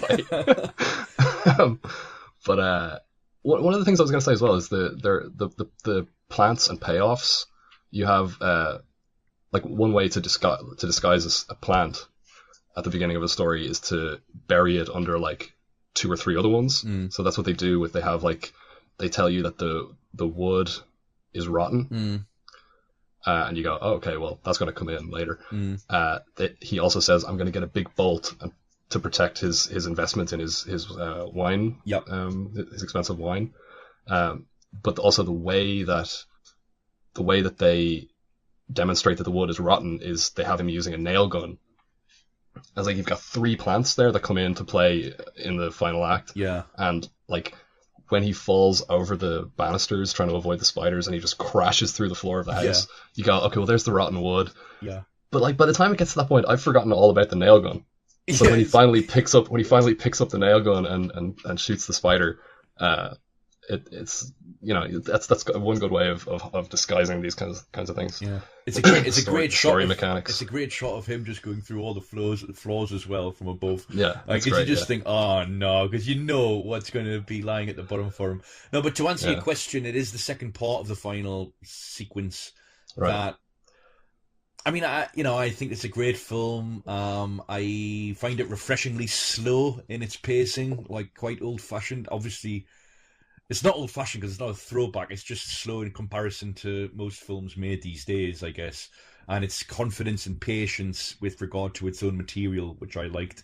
But I think I prefer it when it's a cast of characters trying to negotiate their way through a house full of spiders, rather than it being just solely Jeff Daniels having to kind of get through it in a way. Although it does have a funny moment where he does finally kill the spider, and then John Goodman shows up to kind of drag him from the inferno. Just like what does he say? Don't mention it, or something like that. Don't mention it. Yeah. John Goodman has so many great lines. It's like when he's investigating. After the shower scene, he's coming in and he's looking for the spider, and he's like, the coach is saying something about the deaths and how they might be connected to spiders or something like that. And he says, I had a colleague who fell into a nest of black widows and lived, sustained over 1,000 bites and lived. Of course, he lost all motor functions, but or when they're trying to figure out where the nest might be, and it says, Delbert, have you got a map of the town? He's like, yeah, thinking of buying here. Yeah, it's great.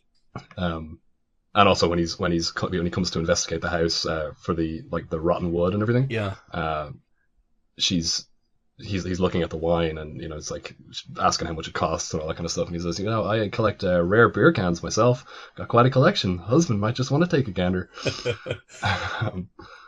There was a scene that I kind of remembered. I was waiting for it and it doesn't happen, and I thought that the scene in the cellar where he picks up the aerosol can and the lighter and he kind of creates a flamethrower, I thought there was a scene where he points that at the egg sac to make the spider back away. Yeah. And it didn't happen. And I was like, what am I thinking of? And I'm thinking of Aliens. Yeah. Where she goes into the nest and she has the flamethrower and she points it at the eggs to make the queen back away. Yeah. I was completely conflating those two things. But I was also wondering, the scene in Shaun of the Dead where they're throwing the vinyl records and they're trying to decide which ones to throw. And they're like, that's the first record I ever bought. No, I can't throw that one. And it's like, what about Dire Straits? It's like, yeah, throw it. There's a the scene where he's throwing the bottles is similar. I was wondering if that scene in Shaun of the Dead might be a reference back to Arachnophobia, where he's deciding which of these things he can. He's throwing them at the spider, and he's like not throwing the more expensive ones. Yeah, I mean, we've got a reference to Psycho in there as well. The shower with like this. So instead of like the vague human face coming through the translucent shower curtain, you've just got a silhouette of the spider on the actual curtain. Yeah. Oh yeah, there was a proposed ending, which would reference. You mentioned a reference to Psycho. There was a reference to the birds, where they would come out of the cellar and the spiders would have been destroyed. Yeah. And then these birds would start landing all over the place, and they would turn and look and see the birds, like this is the next thing to happen. Oh right, okay. These birds, and Spielberg kind of vetoed it and said, "No, you don't need to do that. Just do one thing." Yeah. Which is the right idea. Yeah. They kind of do that in Deep Rising as well. You haven't seen Deep Rising, have you? This is the Treat Williams Deep Rising. Mm. Yeah, I've seen it, but I can't really. Oh, you have seen it, okay. Yeah. So you don't mind if I tell you what happens at the end? Yeah, remind me. Okay, so after they escape the ship, they make it to this island. Yeah. And then they think, okay, well, this isn't too bad, and then they hear this terrifying roar in the jungle, and they go, oh god, now what, or what, now what? Yeah. So that kind of similar, yeah. It's I don't know, like it doesn't even in Deep Rising, it doesn't feel like sequel bait. It just feels like a joke. Yeah. It's not like they're actually going to do a sequel. Yeah, of course. But no, it's a knowing nod to the mechanics by which films like this get turned into franchises, though, right? Yeah, exactly. Yeah, it's an ironic ending. Yeah. And one thing I picked up on this time that I hadn't picked up on before is, as there often is in these kinds of films, but in this one it's very, very light, is the revenge of nature theme. Like where you have like, humans meddling with ecosystems or whatever, and then they all start getting killed or whatever. It's very, very light in this, but the name Canaima is the avenging spirit of the Guyana Indians. Okay. And it's also the name of the area in Venezuela where they shot the film at the beginning. Oh, right. So they named the town after that area. And in the song by Jimmy Buffett that plays over the credits, "Don't Bug Me," if you listen to the lyrics, it's like, don't interfere with insects and spiders and stuff. Really? Is the literal meaning of the lyrics, yeah. Right, okay. But yeah. And also, if you look at the coverage of the film, I was reading a New York Times article covering the film when it was in production, and it said that the working title of the new film was Arachnophobia, and then in parentheses it said, meaning a paralyzing fear of spiders. Mm. And I was like, that's weird. Doesn't everybody know what arachnophobia means? No, it's weird because I know what arachnophobia means because of this film. That's what I was going to say, is because did this film popularize the word arachnophobia? Yeah, because arachnid. Because right. Because even if you look at some of the behind the scenes featurettes on YouTube, the word is even misspelled on the clapperboards. Oh, really? Yeah, it's spelled arachnophobia with an I. Yeah. So it's like, wow, like this word just really wasn't in popular consciousness before this film came out. Because the film is underrated and kind of forgotten. Yeah, because Jeff Daniels' character at one point, what does he say, spider phobia, something like that. He refers to. Oh yeah, that's right as well. Yeah. And then his wife is the one who says, "It's called arachnophobia, darling," or something like that. You mentioned just briefly. You mentioned the fact that the film ends with Jimmy Buffett's song. I love the way the film begins without any music. It just very slowly kicks in after that wonderful sort of gliding shot along the Venezuelan watercourse. It's very evocative place. Yeah. Okay, this is the camp. You said they call it Canyon Verde, and this is the river. Now this valley, the big one below, it's very active. Every time the army moves through, there's a skirmish. Here's March, May, and June. Kessler also said that every couple of weeks the whole camp would muster up and run out and fight. Pipeline? 15 clicks downriver. Hey, Tomas. Hey. Oh, hermano. Oh, Terry Thorne. Tomas Morales. These guys are top. They're my Panama crew. I train them myself.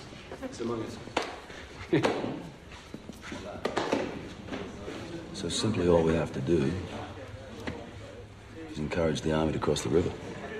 Right about here would be convenient. Start a battle, drain the camp. Drop it in this flat area here. While they're fighting, we slip in from behind, extract principal cargo, and exit. Yeah. So basically, we just call the army, schedule a battle. How would Wednesday on 3 be for you? We don't call them, mate. Alice is going to do it for us. Can you get a bird? Crew +7. Are you in love with this woman?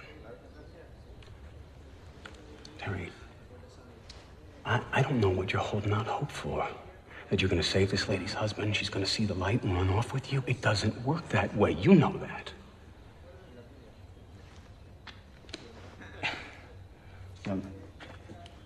I want to cash out of here. I want my own shop. If we could pull this off, this is the stuff of legends. We could sell this. Do not get me wrong, I would love to go out of here a winner. But I have been over this and over this 1,000 times, and it's fucked.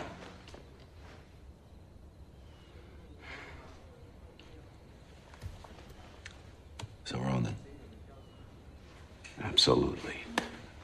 So, Proof of Life, written by Tony Gilroy, directed by Taylor Hackford. It got a release in late 2000. It came out in the UK in March 2001. Russell Crowe plays Terry Thorne, a kidnap and ransom negotiator who is sent to Cala, a fictional South American country, although the film was shot in Ecuador, to negotiate the release of Peter Bowman, played by David Morse, whose wife, Alice Bowman, played by Meg Ryan, is the, let's say, a reluctant wife to have gone to Takala with her husband because he's working on a dam construction, and he's kidnapped by local guerrillas, and the insurance, the firm for which he works has no insurance, and so Terence Thorne comes into this scenario with the intentions of negotiating his release. Now, I first saw the trailer for Proof of Life when I went to see Gladiator in August 2000. And I think, if I recall correctly, it was the first film I'd seen at the cinema for a while with my father. And we both saw this trailer before Gladiator, subsequently liked Gladiator very much. And then, obviously, Proof of Life was on our radar because of that. And then we went to see this film in March 2001. And it's also the first DVD that was bought for our household. Right. Back when we didn't even have a DVD player, so we were playing it on our E-Machines PC and watching it as a family. And I still own it on the DVD. and so subsequently, it's been a film that I've returned to many, many times over the past 16 years. Wow. That's and I run kind of from very, very hot to very, very warm on it. So it's not a hot-cold relationship. It's like, I fluctuate between thinking it's like one of the most underrated films I've ever watched, and between that position and thinking that it's merely underrated. Okay. What's your relationship with this film? You've seen it before? Yeah, I saw it when it first came out on VHS. Okay. So I presume sometime in mid to late 2001. Yeah. And honestly, I mean, the film that Taylor Hackford made right before this was The Devil's Advocate, which I've seen many times, and I think is one of the more underrated and idiosyncratic studio horror films of the 90s. But this one, I remember having seen it. I remembered absolutely nothing about it except maybe kind of vague impressions of like the Ecuadorian landscape, which watching it this time reminded me a lot of the jungles that you see in Arachnophobia as well. But no, I mean it never stuck with me. I remember thinking that it was a little bit boring, and nothing really special. And then I remember I can't remember if it was rankings of Taylor Hackford's films or maybe your top 10 of 2000 maybe. I remember seeing the film in one of your rankings and rated 9 out of 10.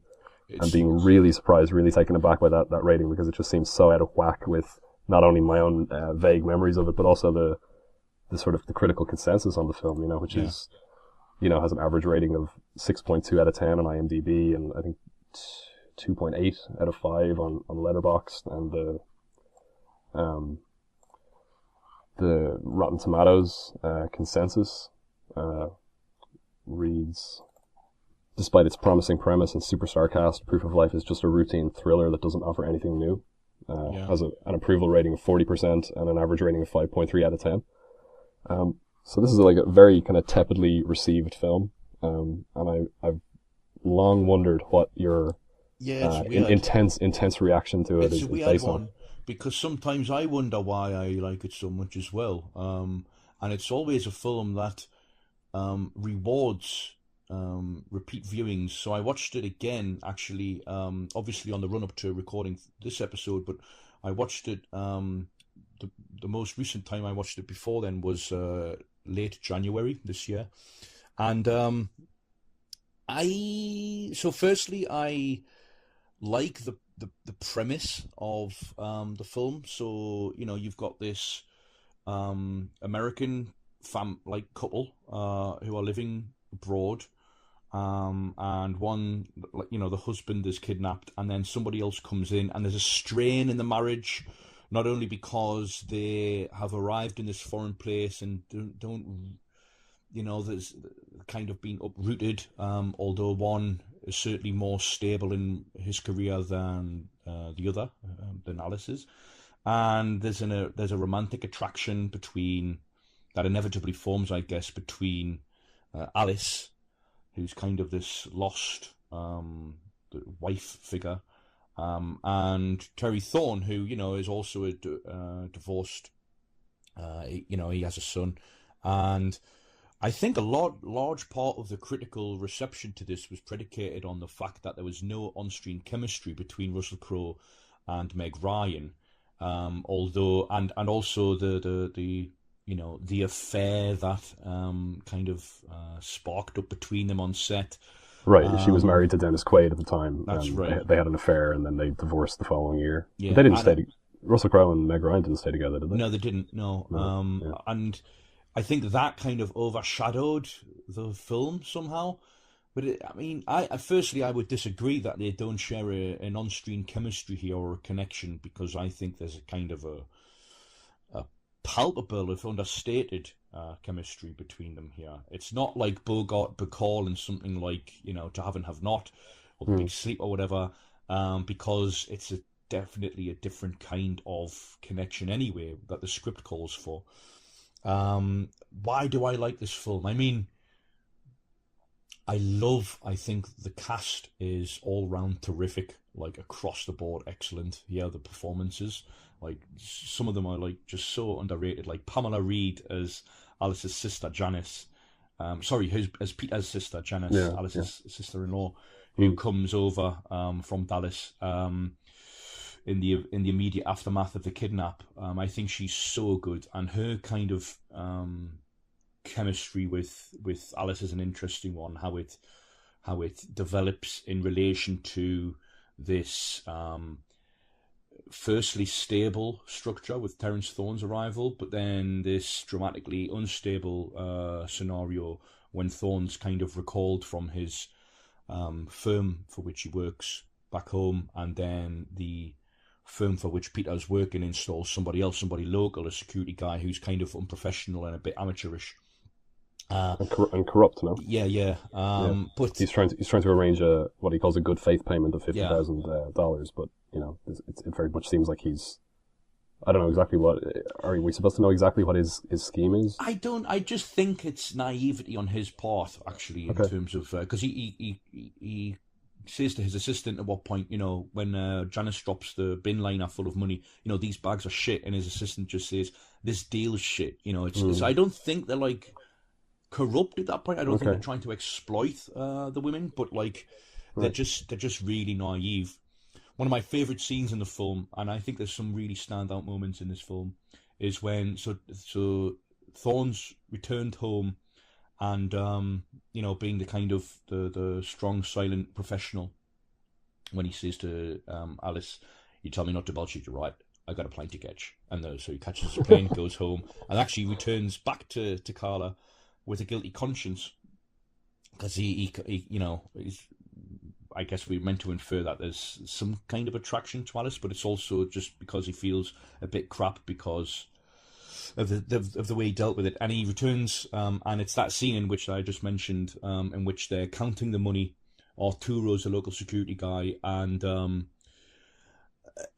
as you said, they're putting down a payment for a good faith payment, and Terry conveniently knocks during that encounter, that meeting, and what's all this? And it kind of goes into the house, and he's arranged with his rival, competitor, colleague, Dino, played by David Caruso, a terrific underrated actor, who is on site and ready to kind of back his ad hoc partner up on this occasion. And it's just the way the scene's blocked, and the dialogue, and the way it's acted out, and the way Crowe kind of negotiates, no pun intended, that kind of a tense standoff.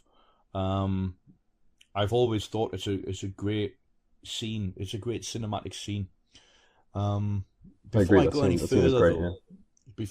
further, though, I want to know what you think of the film in general.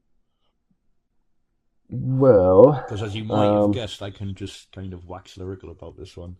And yeah, no, I mean, I fully agree with your thoughts on that particular scene. I mean, I also think the opening scene is quite good. I don't know how wise it is that they cut between Thorne telling the story to the board of directors and the in-action events. I think maybe would be more effective if it was just the events themselves. Maybe with voiceover instead of cutting back and forth, but right. But it's tense and it's well staged. And the attack on the compound at the end is excellent.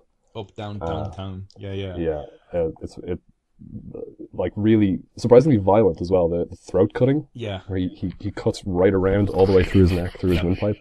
Almost cuts his head off, and the little controlled roll that he does down the slope and everything. Yeah, and the way and the focus on the tactics and the position of all of the, like what you're saying, uptown, downtown, and all the position of the snipers. Really good. Reminded me of the attack on the compound at the beginning of Predator, but obviously a much more grounded version of that. Yeah. And it made me really, the way at the end of the film, Dino, played by David Caruso, and Terry, they basically start a business together. Caruso says to him, we're going to open our own shop, and they're basically going to do what you've just seen them doing. I want to see that film. I want to see Dino and Terry. I want to see the sequel. Yeah. Because as a thriller, I think it's a little bit lacking in momentum and a little bit lacking in tension. Generally speaking, I think it has those standout scenes, but they make a lot of space in the middle of the film. Yeah, I mean, it's 130 minutes runtime. It's long, but a lot of the space in the middle of the film is there for the love triangle. Yeah, which you mentioned the lack of chemistry on screen, and I fully agree with the consensus on that. I don't think Meg Ryan is good in this at all. I don't think that she's. Wow, I think she's great. I don't think she's good at all in it, and I don't think she has any chemistry with Russell Crowe. I think a lot of. I think it comes across as extraordinarily underwritten in the midsection to me. That toward the end of the film, when David Caruso asks him, "Are you in love with this woman?" I'm kind of going, are you? Because I don't see that having been dramatized at all. I see maybe two scenes where he comforts her when she's crying, and they exchange stories about their children. But it's very underwritten. It's not really dramatized in a way that it feels like a lot of payoff at the end without having really nailed the setup. When after he's rescued Peter and returned him to her, she says to him, "I hope you know how much you mean to me." and he says, don't worry, we're equal. And she says, no, we'll never be equal. And he says, no, even, yeah, we're even, and she says, no, we'll never be even. And he says, no, trust me, we're even, so, meaning that like what you've given me is equal to what I've given you. And I'm like, but I didn't see that. Like, did I miss nothing, pal. She's giving you nothing. Very, very, very little. There's very little. I don't know. There's no emotional resonance there for me at all. And it just feels like, a lot of it seems to be like a barely dramatized love story. It's and weird like a lot of just like kind of. I find the love triangle to be kind of empty. Yeah, they make a lot of room for it in the middle of the film, which kind of has an adverse effect on the thriller elements of the film to me. Yeah, I mean, I remember it being kind of, I don't know if it was billed as such, but it was definitely in some circles received as a kind of, a riff on Casablanca, which is a film, the kind of archetype of that kind of scenario, I suppose. But Casablanca's romance is embedded because the two, Ingrid Bergman and Humphrey Bogart have a past. That line in the film, you'll always have Paris, and which sparks, I guess, exactly, that's exactly what's missing. Belated, rise, the amorality kind of rising to the moral occasion. I mean, I wouldn't necessarily disagree with what you're saying. For me, it's not necessarily the criticism. I mean, like, for me, I think this is a film of reaction shots, and I think the way it's edited is so superb. Like the scene where Terry's asking Janice and Alice about Peter. Is he the type of guy who would spend days away from home? Can he? He's trying to get a reading of how tough this guy is. And Janice is kind of the overbearing sister who likes to control the situation.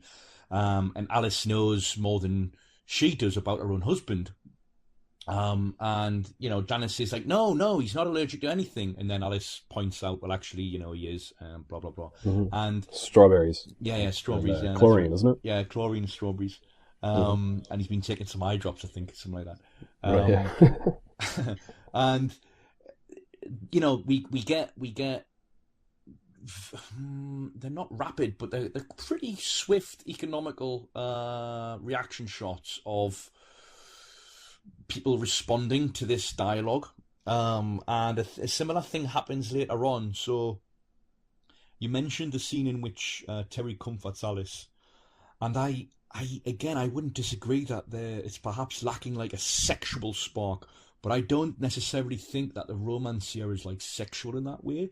I think there's like an absence in Terry's life. I mean, she asks him at one point, you never remarried? And he says, no, I took up the veil, this job, you got to have rhythm. You start moving and it takes over. Right. Which, as a film critic, I could totally relate to. But later on when, so he spent a lot of time living in this space, such as the nature of the job. And we're getting a sense of the time because of the parallel cutting to Peter's situation, which is always inscribed with how many days he's been held hostage. And there's a blackout in the house. And at this point, Dino's in the house and Terry is kind of ordering the maid around and telling somebody where the candles are in the drawer. And we cut again to another reaction shot of Dino, David Caruso, kind of cottoning onto the fact that,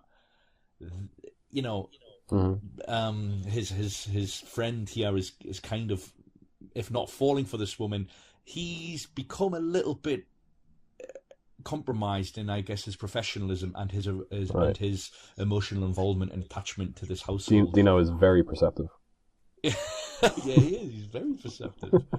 But so it's a film built upon all of these very small interrelations, and on a macro sense, I guess. Again, I wouldn't disagree with what you're saying, but so for instance, the scene in which Terry first lands and he meets up with, just to get a reading of the local scene, meets up with Dino and their other colleague, rival, partner, pal, played by Alan Armstrong, whose name in the film I don't recall, but it's just built out of like very sort of realistic chemistries and interactions, like, you know, workplace camaraderie of these kind of like weird, these guys that are in a completely weird, remote, kind of alienating profession that nevertheless demands a certain sustained intimacy on their part. You know, to be like a hostage negotiator, like even like the whole thing where like the mechanics of hostage negotiation in general. So like, you know, spending hours and hours on a phone and like, you know, Terry saying, you can call me Tia, who are you? And like, you know, the other guy's called Marco, and like that kind of relationship and how that's built up. And it's all predicated on this kind of inherent instability of like, you know, who has power and who doesn't.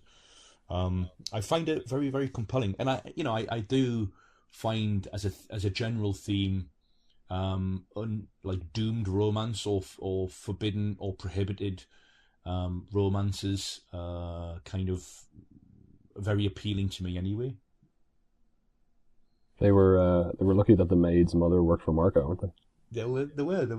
Yeah, but I mean, you know, that reminds me of that moment in The French Connection. You know, the one that kind of, because Popeye Doyle, Gene Hackman's being ditched from the case, and you know, he has no other way by which to get back onto the case if not for the fact that the French guy tries to sniper him from the roof. And it's like, oh, that was a pretty convenient way to get him back onto the case, you know. I do like the business side of the film. I think it's an interesting depiction of kind of you know, people, the kind of the evil that emerges from people just doing their jobs. Yeah. You know, and the kind of the bureaucratic passing of the buck, and you know, saying, oh, well, that's where my responsibility stops, and oh, somebody else will take care of that. Like when he goes back to England and he's expressing concerns about this family that he was, you know, enlisted to help and then recalled from. And the guy is basically just fobbing him off, saying, you know, somebody else will take care of it. And he's like, well, who? It's like, oh, somebody will take care of it, you know. Yeah. Again, another great performance by an underrated actor or an underused actor in the films, at least, Michael Kitchen.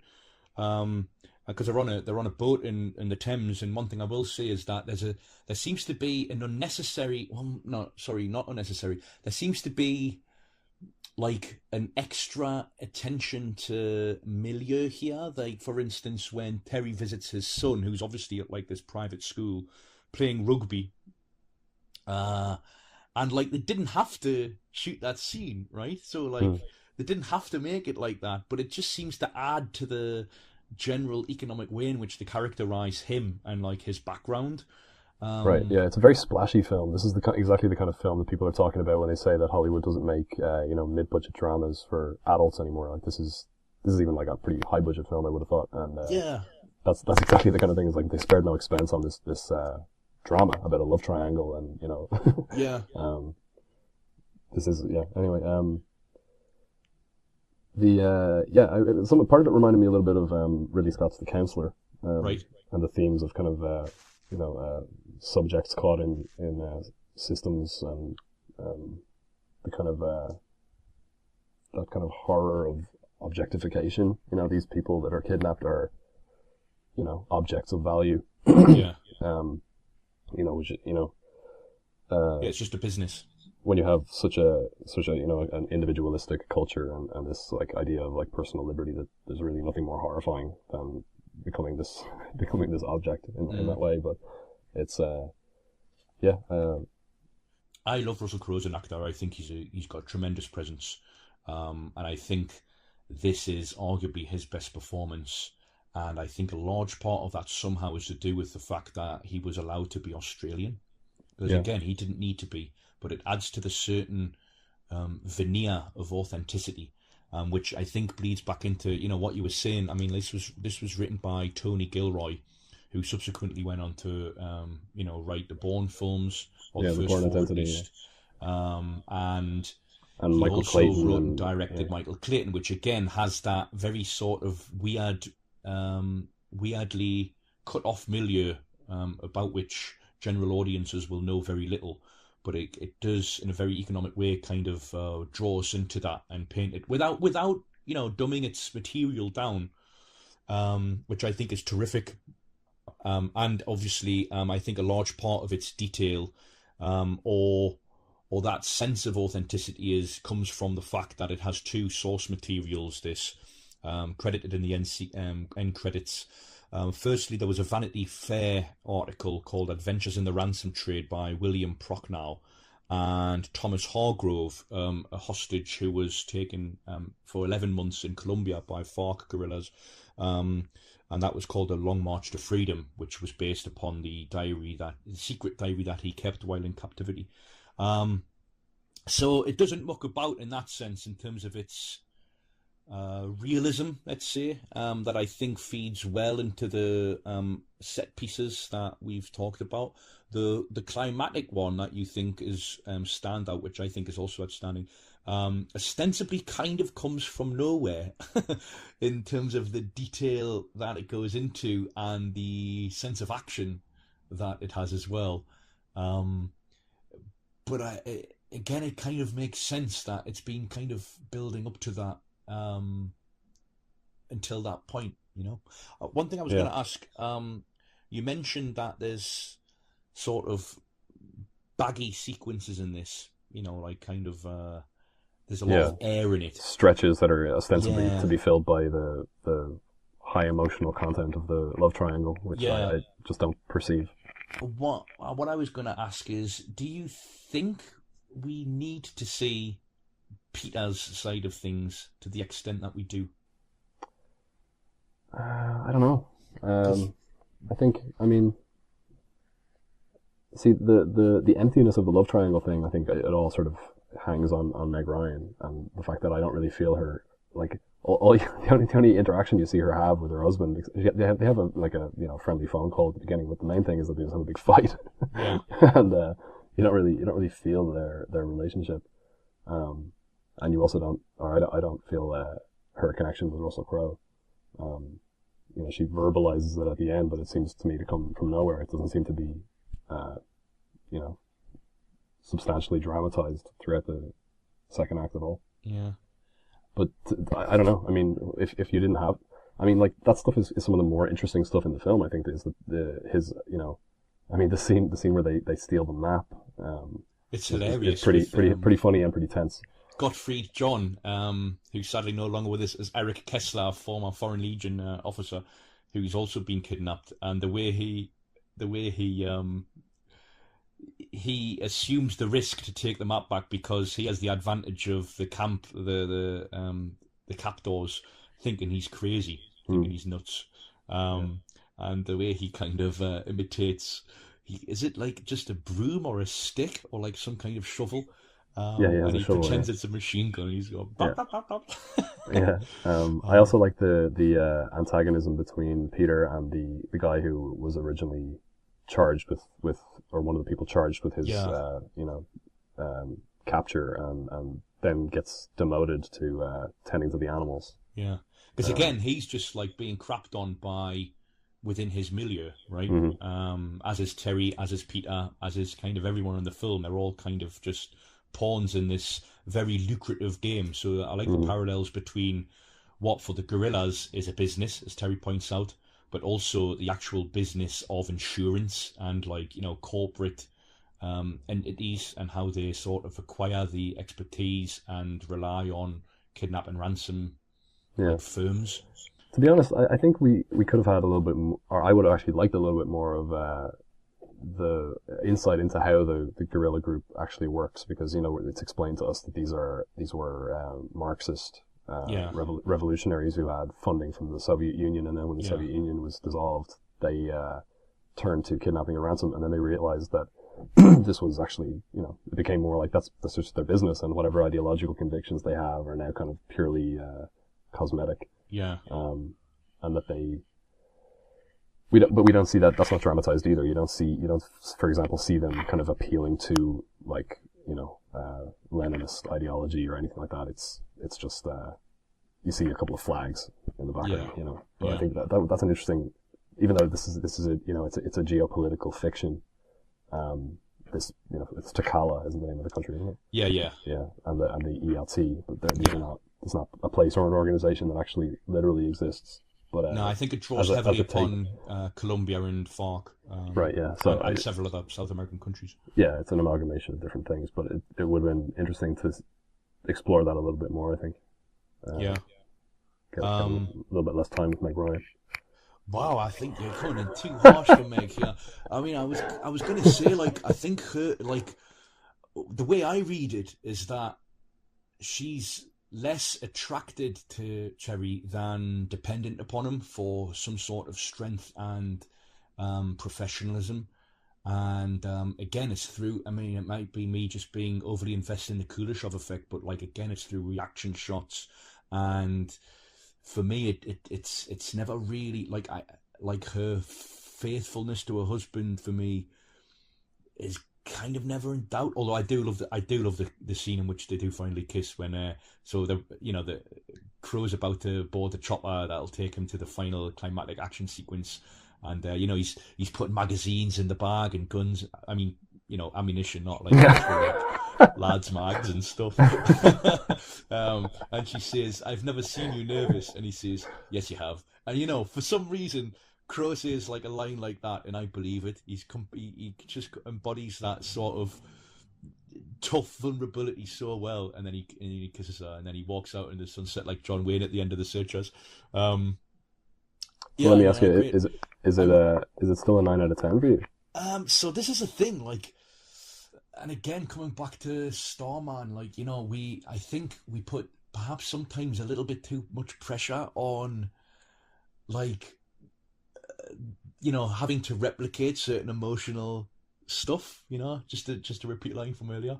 But like, I think it is, on reflection. But this time when I was watching it, with the sole purpose of waxing lyrical about it on the podcast, I did wonder what somebody like Michael Mann would have done with this material, because that, like, uber professionalism is there, and it's material that's kind of ready-made for him. I mean, so for instance, when I mentioned just now the sequences, do we need to see Peter to the extent that we do? It's an arguable point, but I'm not sure about, like, the way in which it cuts between them. Like, it's kind of got this plodding pace to it that relies very much on dissolves. There's a sequence where they're both she's telling Russell Crowe her story, and it's about it's about their kid, Molly, about, the miscarriage. Yeah. And Peter is telling Kessler about it, and it's this weird kind of, like, arrhythmic kind of dissolving back and forth. It doesn't really, and I'm not sure how I feel either about the whole telling us what day it is of his captivity either. I've never felt. I mean, I'm not saying it's unnecessary, because I would have liked to know, but I'm just not sure if it's done the right way. But these are minor qualms that for what is, I think, a tremendous film. You mentioned. I think if you had explored more the ELTs falling away from their ideological convictions and everything, you could also have explored, as a sort of counterbalance to that, even though it's alluded to at the beginning, it's not explored really at all, is Alice's hippie allegiances, her environmentalism and whatever else. It's not really elaborated or explored at all. It's just mentioned near the beginning. Yeah. A little bit of a missed opportunity. And also paralleled with Peter's overinvestment in the integrity of his project and his company, which rightly or wrongly is perceived by locals to be a guise for which to attack the oil pipeline or to build an oil. Even though he thinks that it's this worthy kind of project. Anyway, so you mentioned the very quickly. You mentioned the opening sequence, which I would agree is very good. I'll just say that one of the reasons why whenever I watch this, I'm like, oh yeah, this is as great as I remember it, is the I'll Be Your Man at the end, Van Morrison, which is a great way to kind of end the film. And I don't know, shall we end this episode with Van Morrison? I don't know. At any rate, yeah, for me it is a 9 out of 10, and it would be in my top 100 films of all time.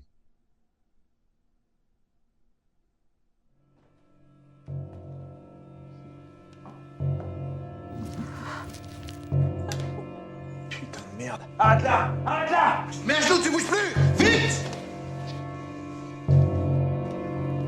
Putain, c'est quoi ce carton?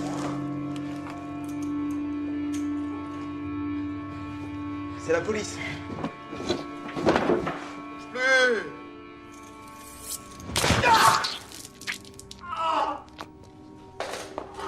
Écoutez, je vais vous enlever les ciseaux. Bougez pas.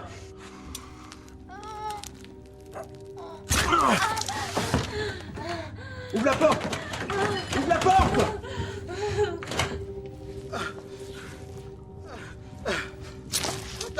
Attends! Vas-y, lève-toi. Allez, ouvre!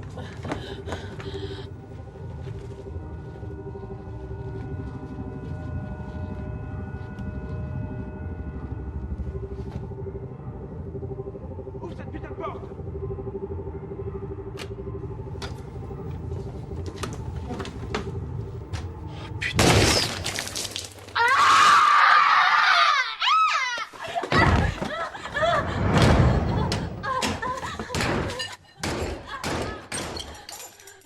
Okay, so the last film we're going to talk about on this episode is the 2007 French home invasion splatter movie Inside, directed by first-time directors Alexandre Bustillo and Julien Marie. This is one of my favorite horror films of the past 10 years. Oh, really? Yeah. It's about to fall out of that bracket in 2018, but had you seen this before? I hadn't even heard of it, and I'm not familiar at all with what I think you would refer to as the new French extreme horror. No, New French extremity. New French extremity. Well, you are, though. I am. Yeah, I mean Tell me how. the term was coined more to refer to the cinema of people like Catherine Breillat and Bruno Okay. Dumont and people like that. This French extreme horror film, that's not really what the term was used in reference to primarily. It's more like films like Trouble Every Day. Right. It was more to talk about kind of art house films, because okay, so let's I'll just give a rundown of the premise first. Right. So this is about a woman who is pregnant and is in a car crash in which her husband dies. 4 months later, on Christmas Eve, she is about to give birth. She's been sent home from the hospital, and she's going to be picked up and brought into the hospital on Christmas Day to be induced. And while she's at home on her own, a woman shows up at her door, and eventually makes her way into her home, and apparently wants to cut her baby out of her and steal it. It's a rare crime, but a real crime called fetal abduction.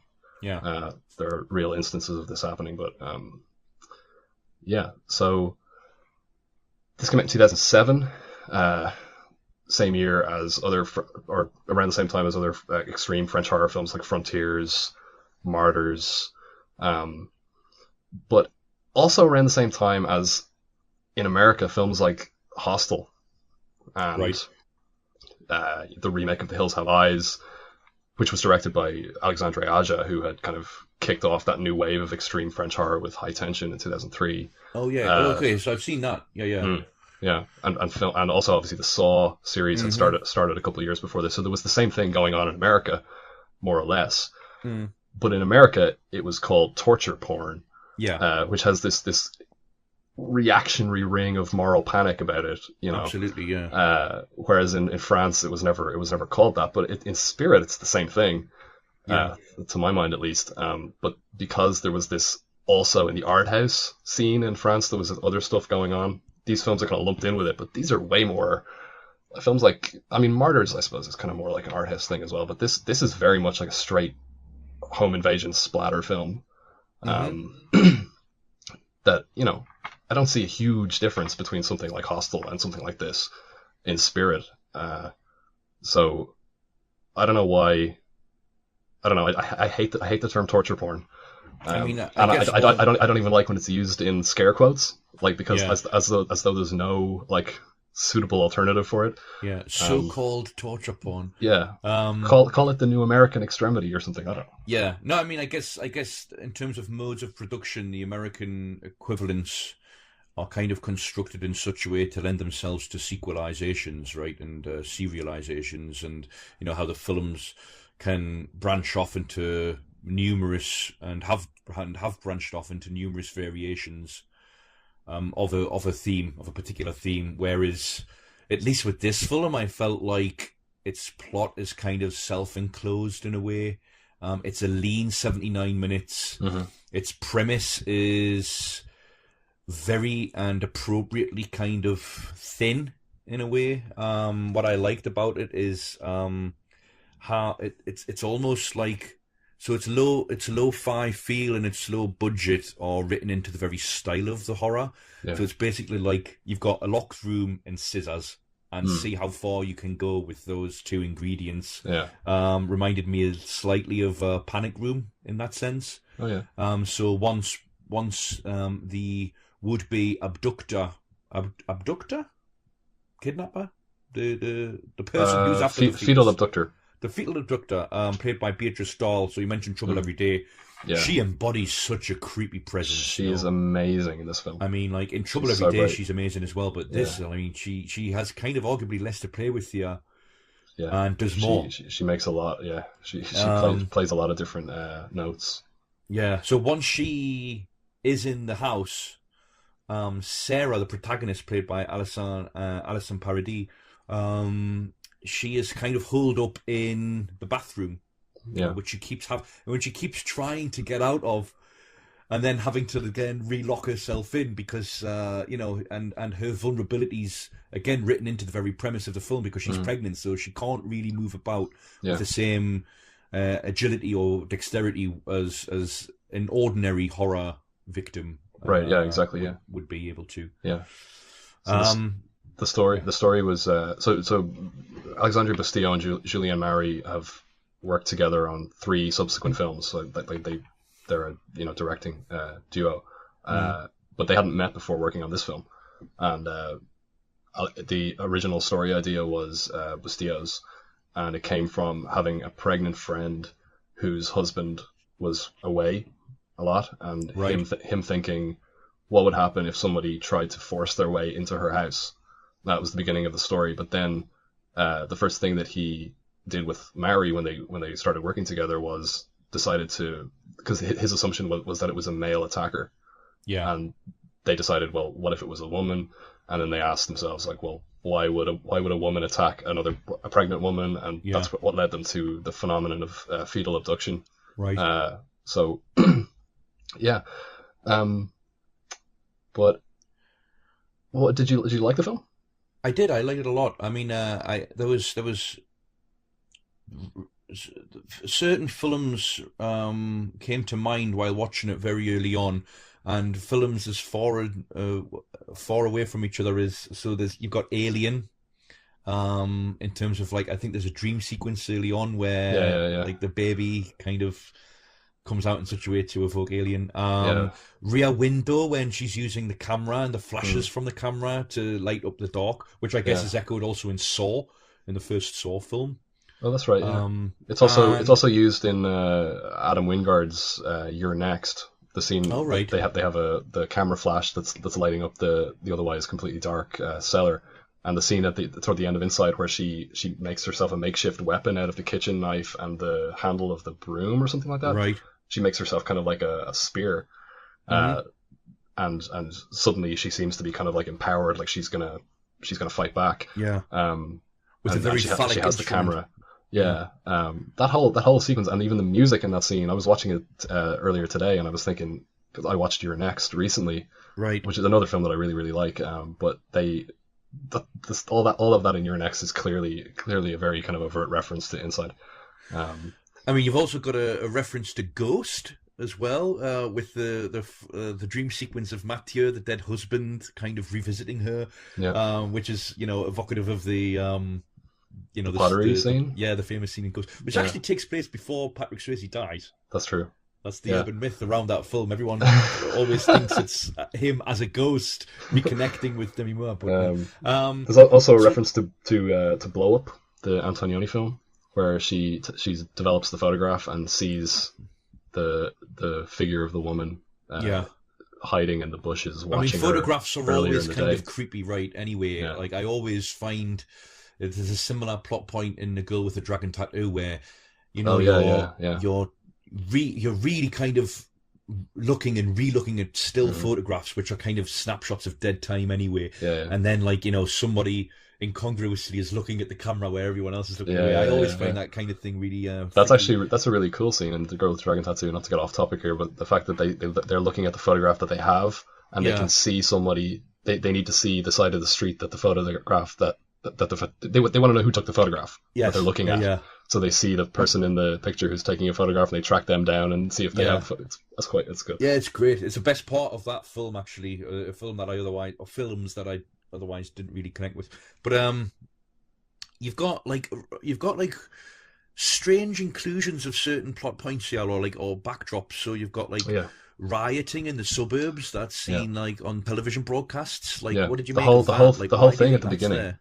A lot of these French horror films, and even like Alexandre Aja when he went to the US to do The Hills Have Eyes, which is a great film, he said that, of course he makes the father and the son-in-law, one of them is a Democrat and one of them is a Republican, right? And they have these different attitudes toward guns and different attitudes toward what they should do in this kind of survival situation. And he said that like he couldn't help including that because he's French.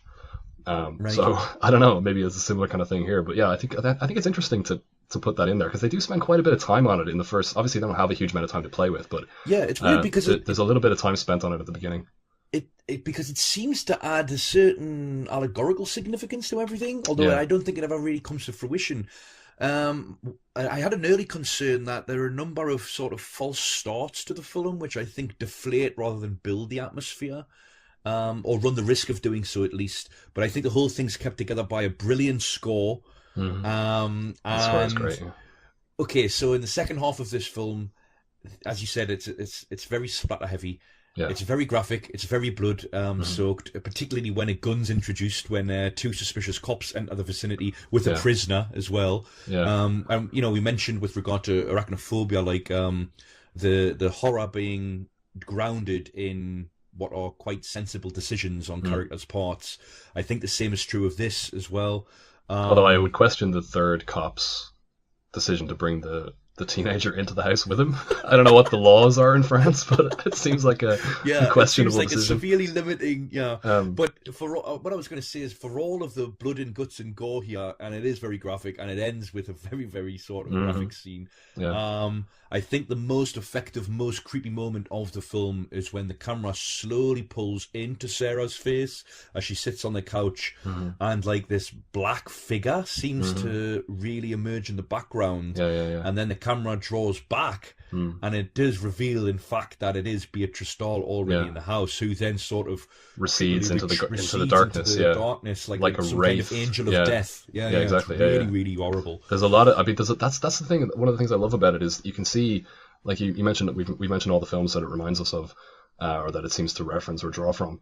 But you know, you can see, like, and we even talked about this when we did our Aronofsky episode with Pi, where we said that, like, you know, a lot of debut films have this feeling of like aspiring filmmakers getting finally getting an opportunity to make a film, and they're not going to waste the opportunity. They're going to try to put everything into this, and it doesn't feel like a hodgepodge of different like colliding genre elements, but you can see the haunted house element, you can see the slasher element, you can see the kind of almost borderline comic splatter element, you can see there's even a scene where one of the cops gets shot in the head with what I presume is some sort of like crowd control gun with like beanbags or rubber bullets or something like that. But he comes to and he's brain damaged, bleeding from his eyes, and he has the countenance of like a zombie. It's quite incongruous, no? I love it. I think because at that point, it's kind of incongruous though still.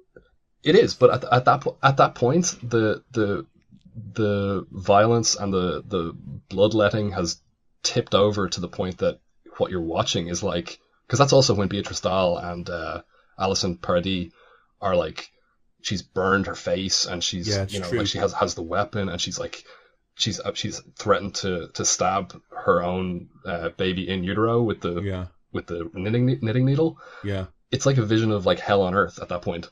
And the fact that this creature suddenly emerges and attacks them blindly, like not even with any kind of purpose, it just like lashes out. Yeah. It's fantastic. But Which and you also have these like giallo kind of elements, and like they're doing everything that they can, like all of the films that they love. Yeah.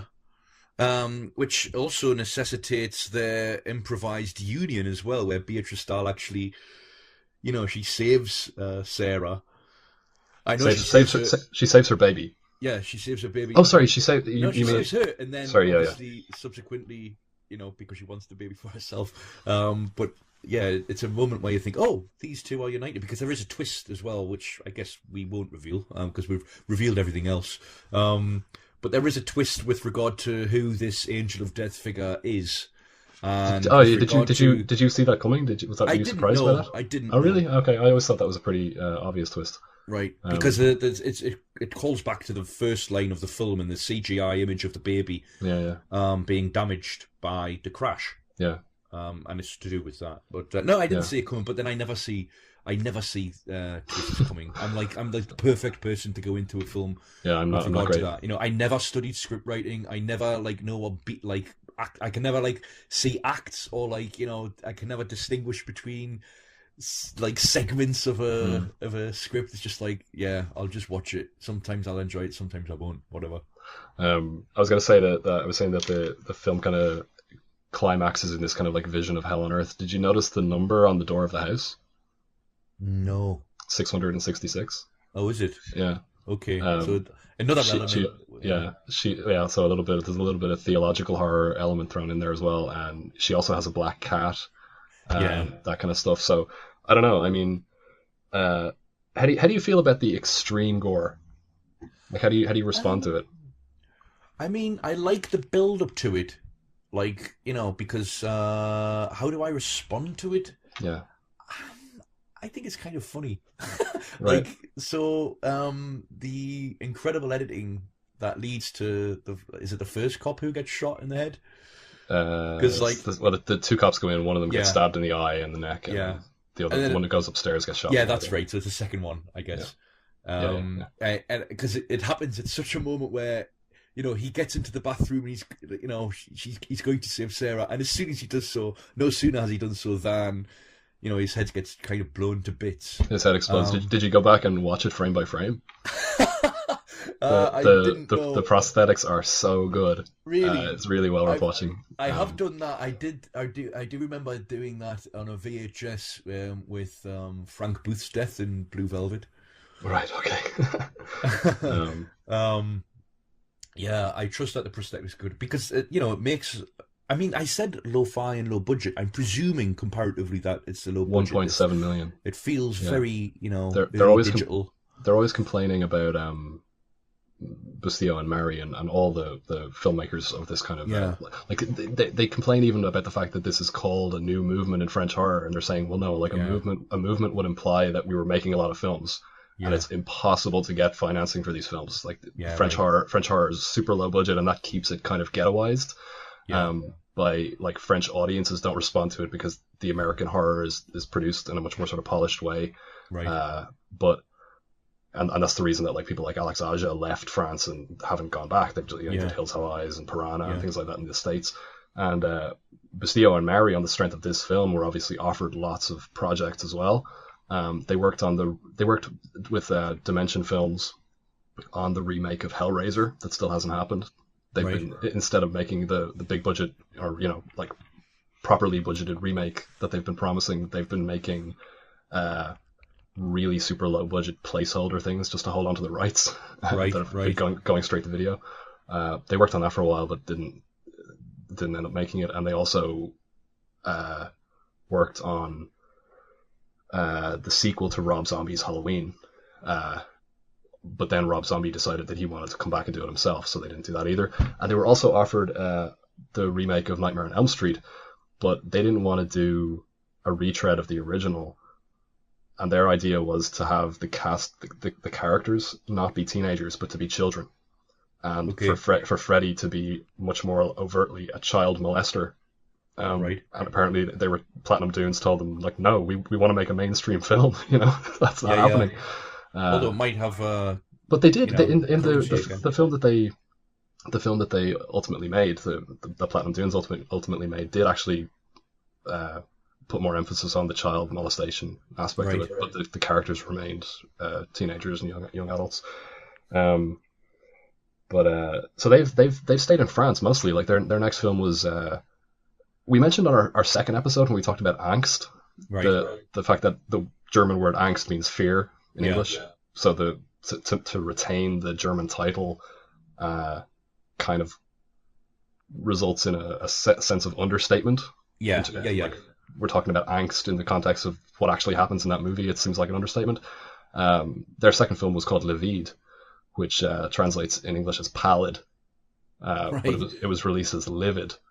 And when you watch the film, nobody is like furiously angry in the film. Right. But if it was called pallid, you'd know exactly what it refers to. But does it have a same tonal register to this film? Is it in no, the same class? it's not. It's not. It's really, really good.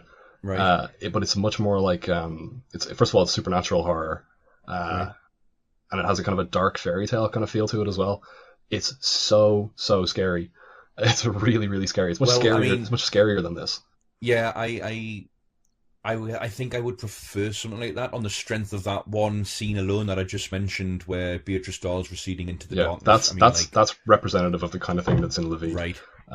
Which is about. It's actually similar to the American film Don't Breathe that came out last year, which I really liked. But it's about the three no-goodniks who decide to break into a blind man's house and steal money that they've heard rumors of, that he won this money in a settlement but never banked it, and it's in his house. Yeah. In Le Vide, this young woman is working as a carer for this elderly woman who is seemingly in a coma in this big cavernous mansion, and she gets her boyfriend and her friend, and they're going to break in and steal stuff from the mansion, but we know that that's not the full story. So they're wandering around this creepy mansion, and we're cutting from them kind of investigating these did you ever play the Resident Evil games? Yes. Like you're wandering around the mansion, and you're looking at all this stuff, and you're thinking like, all of this is saying to me that the people who used to live here were like really, really weird, really wrong, and like this is really sinister. That's kind of what Le Vide is like. Right. And you know that at some point that woman upstairs, she's not really in a coma, and she's not really, what she appears to be, and she's going to wake up. Very scary film. Okay. Kind of takes a weird kind of third act detour that I wasn't fully on board with the first time I saw it, but I've come around to into more like dark fantasy. But then they did a film that barely got released called Among the Living, which is kind of like it has child protagonists as well, and it's like a slasher movie. The most recent film is the new Texas Chainsaw Massacre, Leatherface. Oh, they did that? I just watched, and it's not great. It's not as bad as people are saying, but a little bit disappointing. Have you seen a 1990 French horror film called Baby Blood, released in the USA as The Evil Within?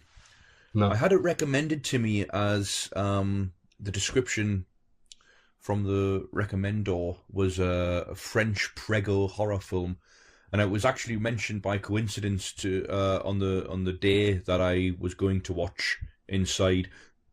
They're totally different by the synopsis of this. I didn't say Baby Blood yet, but the synopsis is: a snake-like parasite, this is from Wikipedia, a snake-like parasite crawls into the uterus of an abused woman and circus performer named Yanka. The parasite demands human blood from Yanka, who is first reluctant, but then finds that the only relationship she has is with the parasite, and then she commits murders to feed it. That sounds kind totally of cool. different, but it sounds really good, yeah. Sounds a little bit reminiscent of Basket Case or something like that, where they're feeding like a little companion or parasite. Vaguely of Possession as well, the Zalowski film. Right, yeah. I think the final two scenes, or the final scene, they would be the final two scenes in Inside are like, that's what pushes it over the edge for me into being one of the best horror films of the past 10 years. So you have the the anti-cathartic, really downbeat ending, you mean? Yeah, the DIY cesarean section. Yeah. With the scissors on the stairs and the blood pouring down the stairs, like rivers of blood pouring down the stairs. and then it cuts to the aftermath, and you have the disemboweled body on the stairs, and you have Beatrice Dahl cradling the newborn, and kind of sitting in this, and it's almost like this space is not in the house. We haven't seen this space before. This kind of drenched in red light. She sits in the rocking chair and like rocks back and forth, and it's almost like, it almost has a feel of like a nativity scene, you know, which kind of alludes again to the kind of the theological element of this. But I just think that is so incredible.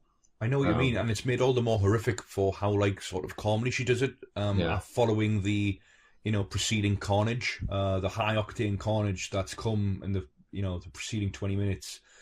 This is a very disquieting, unsettling scene or scenes because of its, relative quietude. And also it just underlines the ultimate vulnerability of the pregnant protagonist.